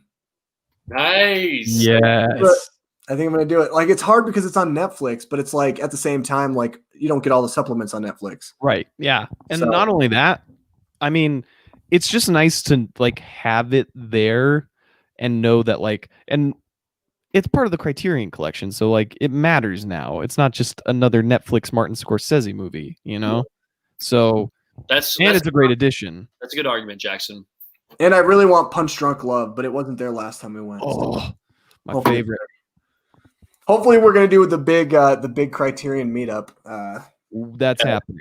Yeah, it's got to happen. And so we'll probably have to hit up a few Barnes and Nobles to see if we can find some stuff. So I'm gonna start saving up early. And Jackson, I plan on getting Defending Your Life. That looks just interesting to me. Dude, you're gonna love it. It's one of those movies that things happen in it and you just laugh because you're like, wait, what? Why would that happen? Oh, that's awesome. Okay, cool. I still need to watch the other Albert Brooks one. So this question's kind of in the same vein. I think we've answered this before, but favorite Criterion Blu-ray of all time? 12 Angry Men, Fantastic Mr. Fox, Diabolique.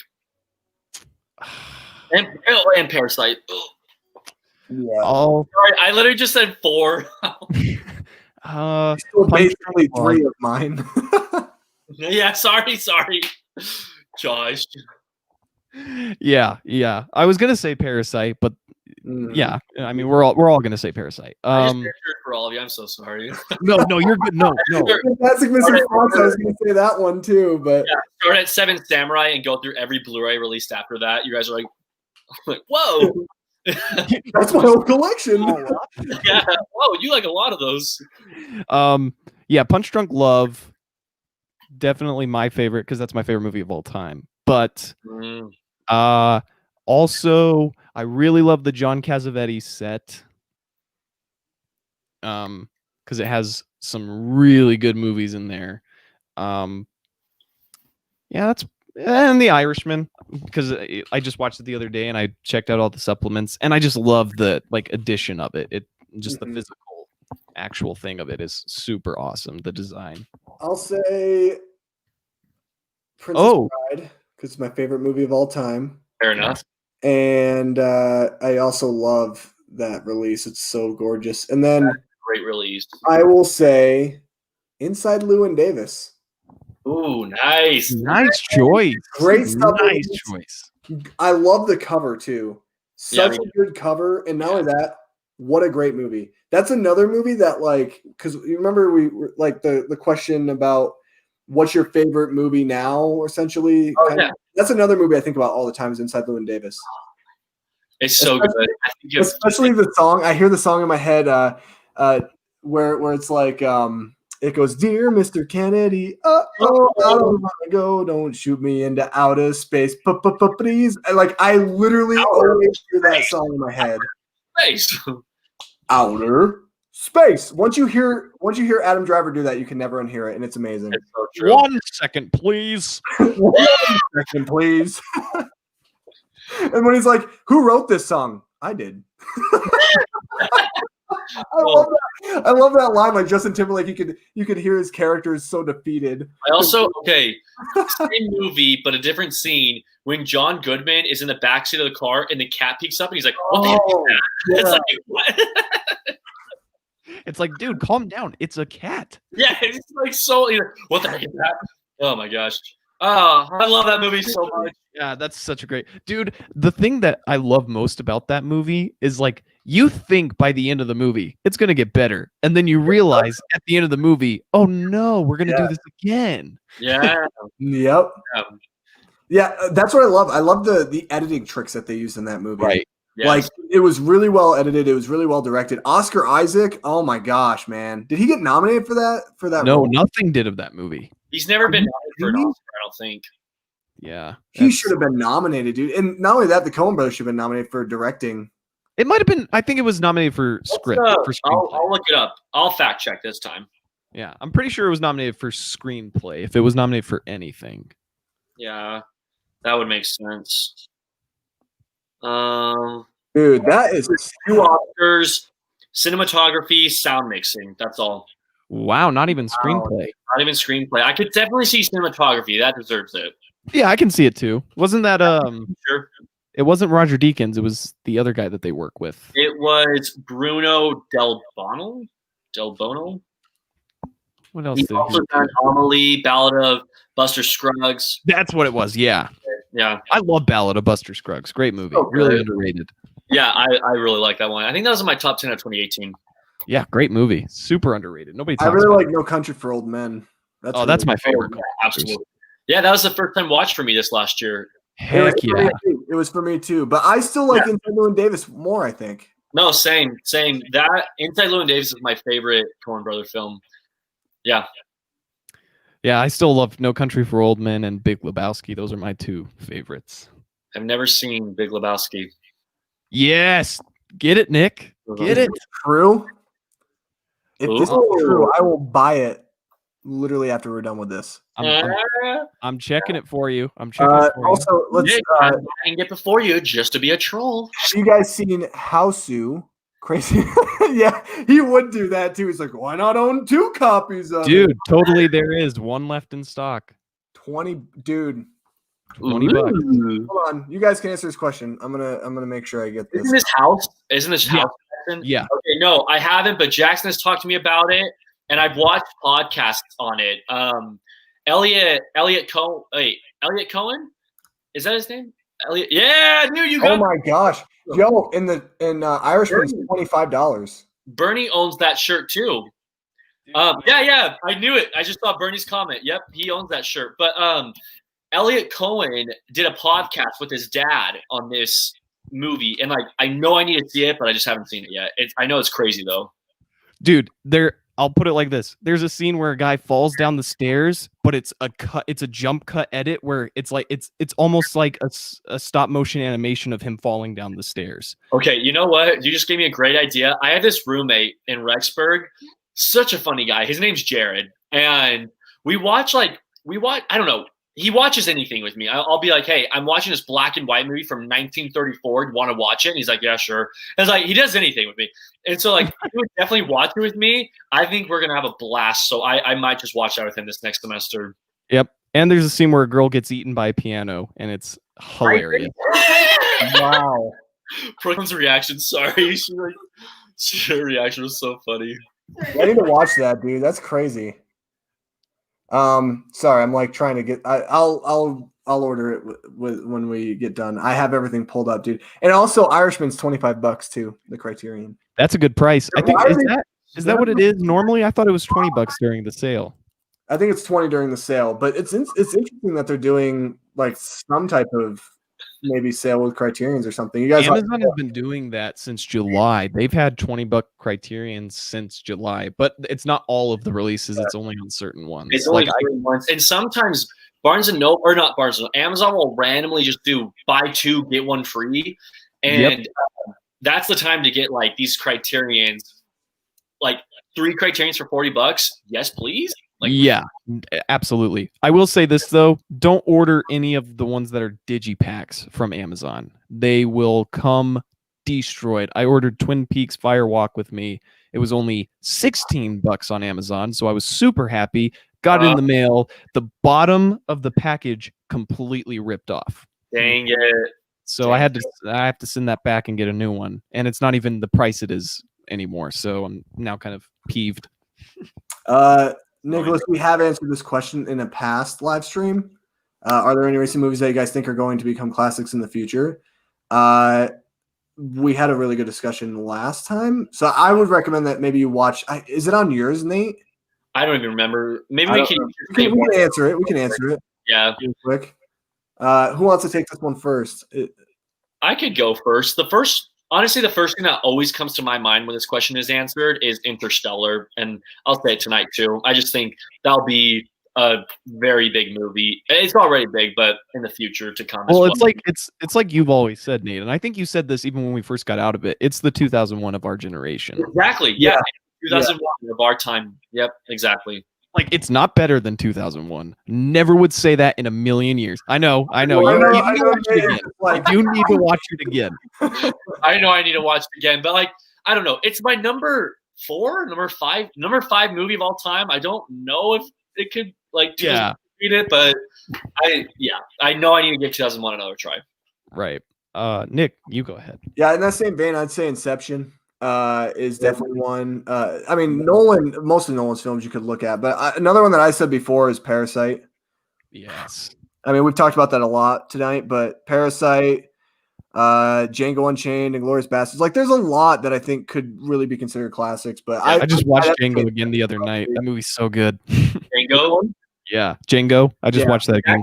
Pulp Fiction, your favorite Tarantino? I can't remember. Yeah, but it's also like Psycho with Hitchcock. It's like I say that's my favorite, but like if I'm going personal, it'd probably be Inglourious. But nice. Yeah, I saw that for the first time this year. So barely good.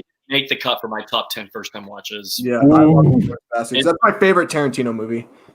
What about you, Jackson? I love that movie. I'll go with The Social Network because, dude, I mean, it's just like, come on, that movie should have won Best Picture.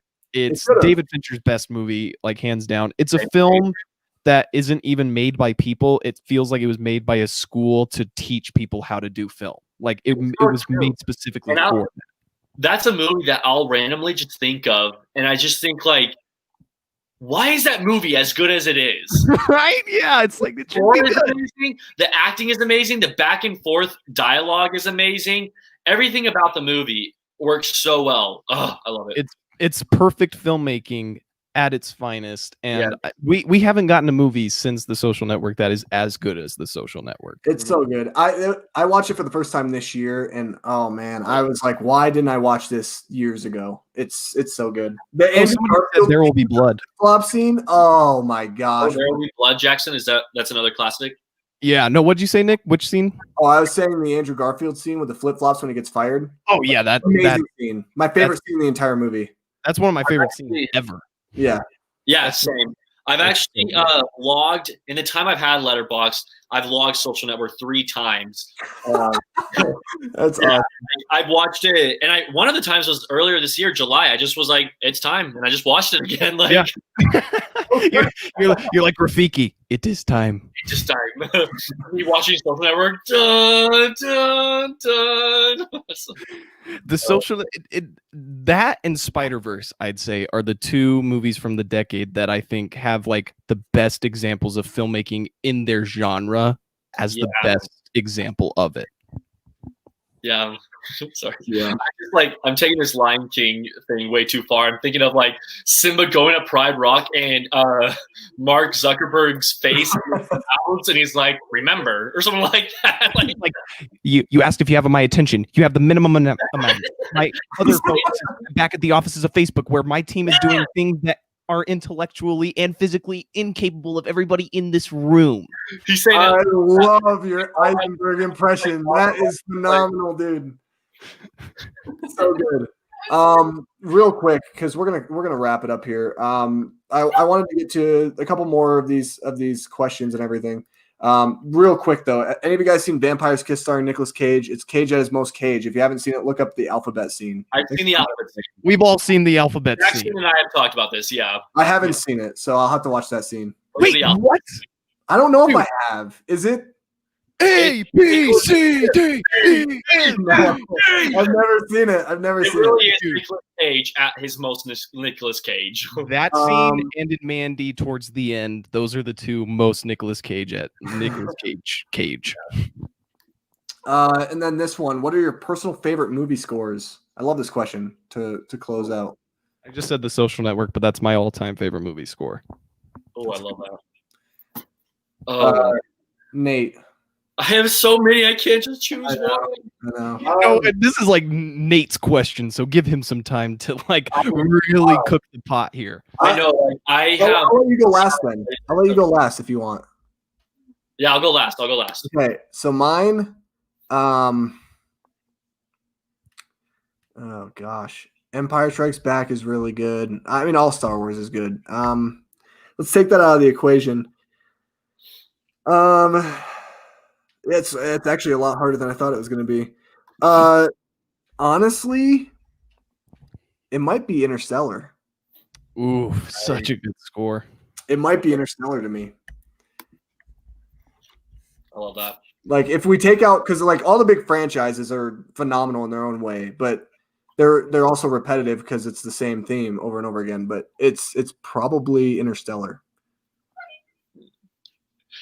That is a great answer. Honestly, guys, Interstellar and Social Network would be amongst my favorites too. Like I was actually thinking right now in this moment, top 3, Interstellar, Social Network, and then The Lion King. Bernardo's answer is really good too. Another one. Oh, let me see. E.T. That is a good one. That's a really good one. Beautiful score. Another one. I've talked about this movie all night. Life is Beautiful has an incredible score. Yep. It's really good. And the same guy does a score for Pinocchio, and that's the only good thing about the movie probably is the score is actually yeah, I'll just say since Interstellar and Social Network were said, I'll say The Lion King. Yes. That's good. The only movie that Hans Zimmer has won the Oscar for. Wow. Oh, no way. Yeah, so I wanted to put this fact out there. Phantom Carriage turned 100 today. Yeah, I watched it yesterday. I watched it during the day. Nice, Jackson. Dude, I was going to text you and be like, dude, you watching it today? But I didn't I didn't want to throw you like off guard if you weren't watching it. Then you're like, oh, dang it, now I got to watch it. Like, No. So yesterday was chaotic and I knew because I was exhausted by like 6 o'clock. So I was like, I'm just going to watch it right now so I don't fall asleep to it before midnight. Nice. And yep, just as good as when I first watched it. That movie's beautiful. Yeah, thought of Criterion. Really liked it. Awkward, who asked the question, says, for me, it's Watership Down, obviously. The Lion King, The Shape of Water, great. That's a really great score. Spirited Away, also underrated. Psycho, classic. Psycho's amazing. Just even the theme, not even just the shower, but the theme. Yeah, no, yeah, exactly. Dun, So- dun, dun, dun. Yeah, it's so good. I love that in Curb Your Enthusiasm when they play that. Chris. How's it going, Chris? Late to the party. How's it going? Wish I could have joined, man. Oh, this is the guy that doesn't like A Christmas Story. I'm out of here. Yeah, Chris. It would have been fun, man. Trevor's gonna make it all time. But yeah, Chris, it's been a lot of fun. Happy that you came in here at the last little bit. We'll definitely have to do a live stream with you very soon, man. It's always fun doing these with you. Gavin says there will be blood. Blade Runner. That's a really good 2049, I think, has a better score. 2049. I was gonna say 2049. I've only seen 2049 once, and I consistently like replay 2049 soundtrack. Yeah. All right. And everybody have a great night. It was great seeing you all. I just like. Not only do I love that it's Chris's hot take, but I love how confident he is with that hot take. Like, no, he's making his case, but nobody's hearing it. Here's the thing: I don't like the movie personally, but I don't think it's garbage per se. It's not like my. The thing is, like all of his arguments for why it's a bad movie, I'm like, he's not wrong. Like, yeah. I kind of agree with him actually. I agree. I don't think it's garbage, but it's never been my favorite Christmas movie. I've always thought it was a little overrated, but I do still like it. See, the thing with me. Sorry, what? What were you gonna say? Oh, I was just gonna what's say up? like I think his points are valid, and seeing as he did see it when he was an adult versus growing up with it, definitely has a factor into it. But I think everything he says that he didn't like about the movie, I think that's what the filmmaker was going for to make the movie that way. Like, it's pretty much a snapshot of the 40s. So a lot of the scenes in the movie, it kind of does feel like a 40s movie because it's got that haze to it. It's very white lightish. If it were in black and white, I'd buy it was from the 40s. Fair enough. I was gonna say another score that came to my mind is one of my favorite movies of all time, Halloween. Oh, fair enough, man. The best horror score of all time. There's not one score that I've in a horror movie I've seen that's haunted me so much like Halloween has. Oh, I'll also say, sorry, now that we're back on scores, you did this to me, Nick. The whole Harry Potter series. Oh my gosh, so good. Yes. Yeah, not enough people talk about it because like we think about like the Hedwig's theme, obviously, but like the Deathly Hallows Part 1 and Order of the Phoenix both have amazing scores in them. And all of the movies. Yes. Deathly Hallows Part 2, Lily's theme is one of the most beautiful. Farewell to Dobby in Part 1. Oh, Farewell to Dobby's amazing. Yeah, that score's amazing. Oh, I was just gonna bring up crap, what was it? I just thinking from you too, Jackson. I feel bad. I know it now. Fantastic, okay. Mr. Fox. Yeah. Super great score. Really good score. Yeah. That's a really good one. You know what's another good one? I'm surprised Jackson hasn't talked about this movie tonight. Which one? Uncut Gems. Oh, yeah, no, you guys have kept my mouth shut about that. I've been trying to be good about it. Like, I literally could talk about that movie anytime, but yeah. I know, but dude, Uncut Gems, I think, has a very underrated score. It does. It really does. It's really unique. Nate, when you see that movie, come on, man. You got to see it. It's so good. And we got to answer this question because it's from Chris. I think if I grew up with it, I would enjoy it much more because nostalgia is real. But while we were talking Christmas movies, what do you all think of Christmas Vacation and Polar Express? Love Christmas Vacation. Hate Polar Express with a passion. Dude, what freaking gives? Creeps me out. They look horrible. I actually totally get that argument, but still really enjoy it. I haven't seen it in like probably 2-3 years, but I agree. Love Christmas Vacation. Christmas Vacation is like a 9 out of 10. Polar Express is like an 8 out of 10 with a little heart on Letterboxd. You know, you can give it a rating, but then like say you still like it. That's Polar Express. You know what I mean? Like that's Polar Express for me. I honestly, Polar Express's score. That score is amazing. It is. It is. I honestly, that movie just bores the crap out of me, and I think it's just dumb that he loses the bell in Santa's sleigh and he makes a whole big deal out of it. And then it's like, did you not realize that Santa was going to be coming by your house tonight, kid? Freaking idiot! Like, come on, man. Don't know his name either. No, we don't even know his name. And then the stupid kid with the glasses, he gets underwear and he's mad about it. Be grateful, kid. You look like you need it. Yeah, actually, Jackson, I'll send a video to that I think you'll think is really funny. It's like it's like Polar Express girl sings ruins Billy's song. I'm sending this to you guys right now. Oh no, I've seen that one. It's one of the funniest videos ever. It's so stupid. I'm posting this in I don't hate the Polar Express, nor do I. Is it one that I go and watch every year? I just don't. I don't know. I it's not my thing. Not my bag, baby. I'm gonna do an Austin Powers video very soon because I love Austin Powers. It's a guilty pleasure trilogy of mine. But in the words of Austin Powers, that's not my bag, baby. I really love Christmas Vacation though. That's my favorite Christmas movie of all time. I watch it every Christmas. Except for this Christmas. I didn't get around to watching a lot of Christmas movies because I was so busy with other stuff. I got to see Christmas Vacation in the theater, and I was awesome. It was so awesome. Animation doesn't get talked about as much as it should in Christmas Vacation. Oh, it's so good. It's so funny. How Jackson feels about the Polar Express is how I feel about A Christmas Story. I'll make my case here only. The Polar Express is horrifying because Tom Hanks plays 6 different characters and 3 of them have no business being in the movie. The homeless guy ghost thing on the train? What? Who are you? And what are you doing? Creepy, the hobo guy.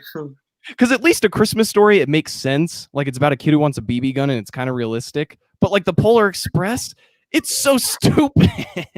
Come on, that's like, bro. The Polar Express is the ultimate. I feel like Jackson. I feel like we're on movie fights on Screen Junkies all of a sudden. Yeah. The ultimate Polar Express though is the ultimate like Christmas spirit movie. I feel like where it's like it's all about believing in Santa Claus and believing in the Christmas spirit. That's what I like about it. But I totally get the creepy animation argument. I get it. I just look past it.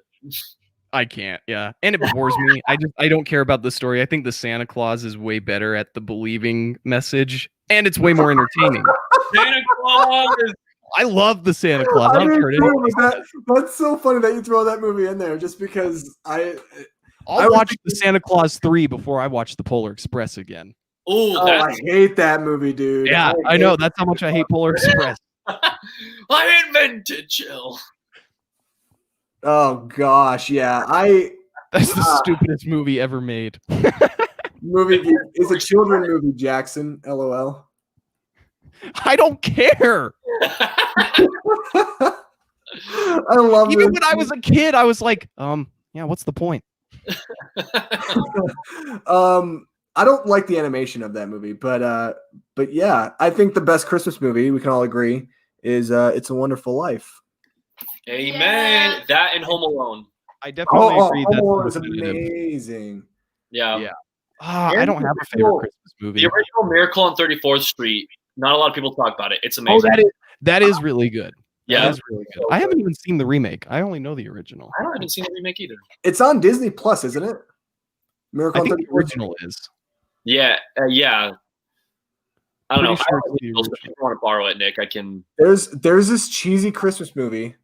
There's this cheesy Christmas movie that I watched years ago. It's a Hallmark Christmas movie, actually. I don't watch Hallmark movies, but at the time I was with other people who were watching it. It's called Christmas Shoes with Rob Lowe. Oh, I like the song. I'll tell you what, that movie was actually good. I liked it. I have seen that as well, and I completely agree that it is horrible. It is garbage. What are you talking about? It's good. The song is good. I like this. The song's Dude, it's sad, man. It literally made me cry. Like, I'm not kidding. It's a sad movie. Rob Lowe made you cry, man. It's not Rob Lowe that made me cry. It's the mom of the kid. I mean, it's a really the one from okay. It's not a good movie. I'm not gonna say it's good, but it's not terrible for like Hallmark movies. It's actually not that bad. I'll give you this for Hallmark movies. As much as crap they are, they're like kind of entertaining to watch, and it's always like. It sounds like I'm contradicting myself with the Polar Express thing, but those movies get me into the Christmas spirit, even as bad as they are. Like if somebody's watching them in the background on the TV, I'll totally be okay with it. But if somebody put on the Polar Express, I'd take it out of the DVD player, rip it in half, jam it into my own eyes, and then run off a cliff. All right, so when we're hanging out, I have to bring my copy of Polar Express, and we'll have to watch it in front of you and see if you do that. That will be happening. I will guarantee it. Wow, dude. I love it. And William, to answer your question, the worst movie of all time is LaQuisha.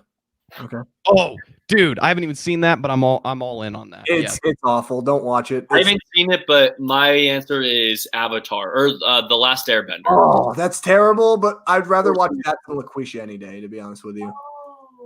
I'm gonna go with the Polar Express. No, I'm just joking. Like, it's not the worst movie. Like, you can not like it, but it's not the worst movie. No, I'm not. No, I definitely don't think it's the worst movie. But Nate might have an inkling as to what my least favorite movie, and I think the worst movie is Ella Enchanted. Yes, that movie sucks. She freezes in mid. I don't know what this movie is. And then all start singing at the end. Don't go breaking my. Don't they? Not only that, but then they're like in the forest, and she's like about to get eaten by trolls, and they're literally lowering her into a pot, just full on with clothes and everything. It's like, hey, you just gonna cook her alive? Like, okay. And Hathaway's in it.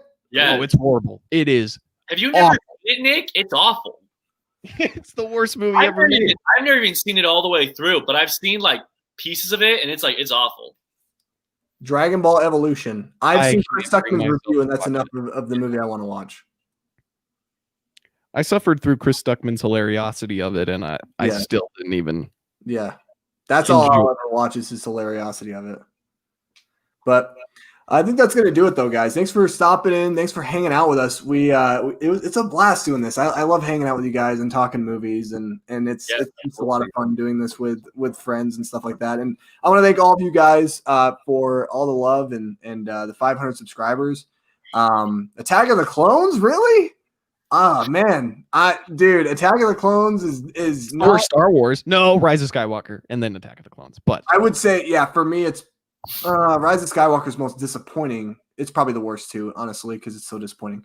But FilmGeeks. Oh, Trevor, what's up, man?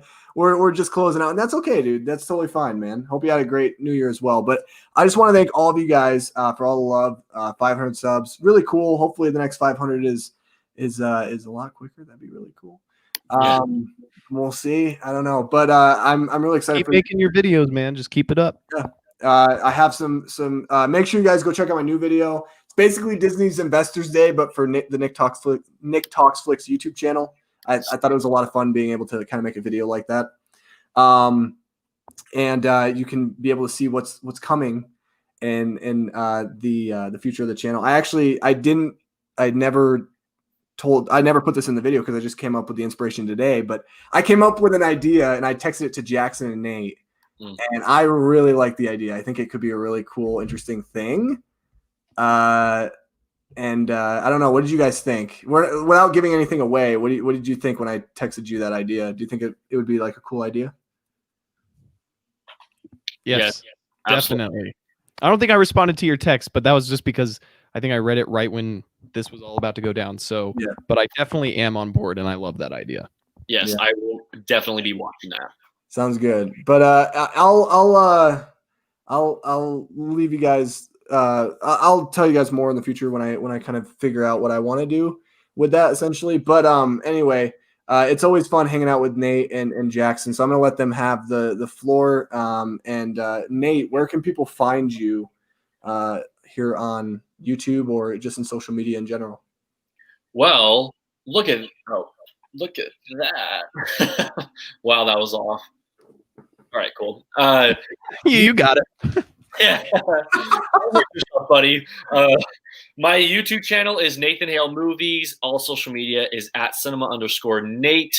If you want to listen to me think I know what I'm talking about, then pay a visit and we'll have a blast. If you want to hear him talk about Soul every day, hours on end, then definitely go on Twitter. I've been tweeting about it a lot recently. Oh yeah. That's not a bad thing. It's a great movie. So yeah, no, not at all. Great movie. And Jackson, where can the people find you? They can find me on pretty much Instagram only. Nice. Right there. Yeah.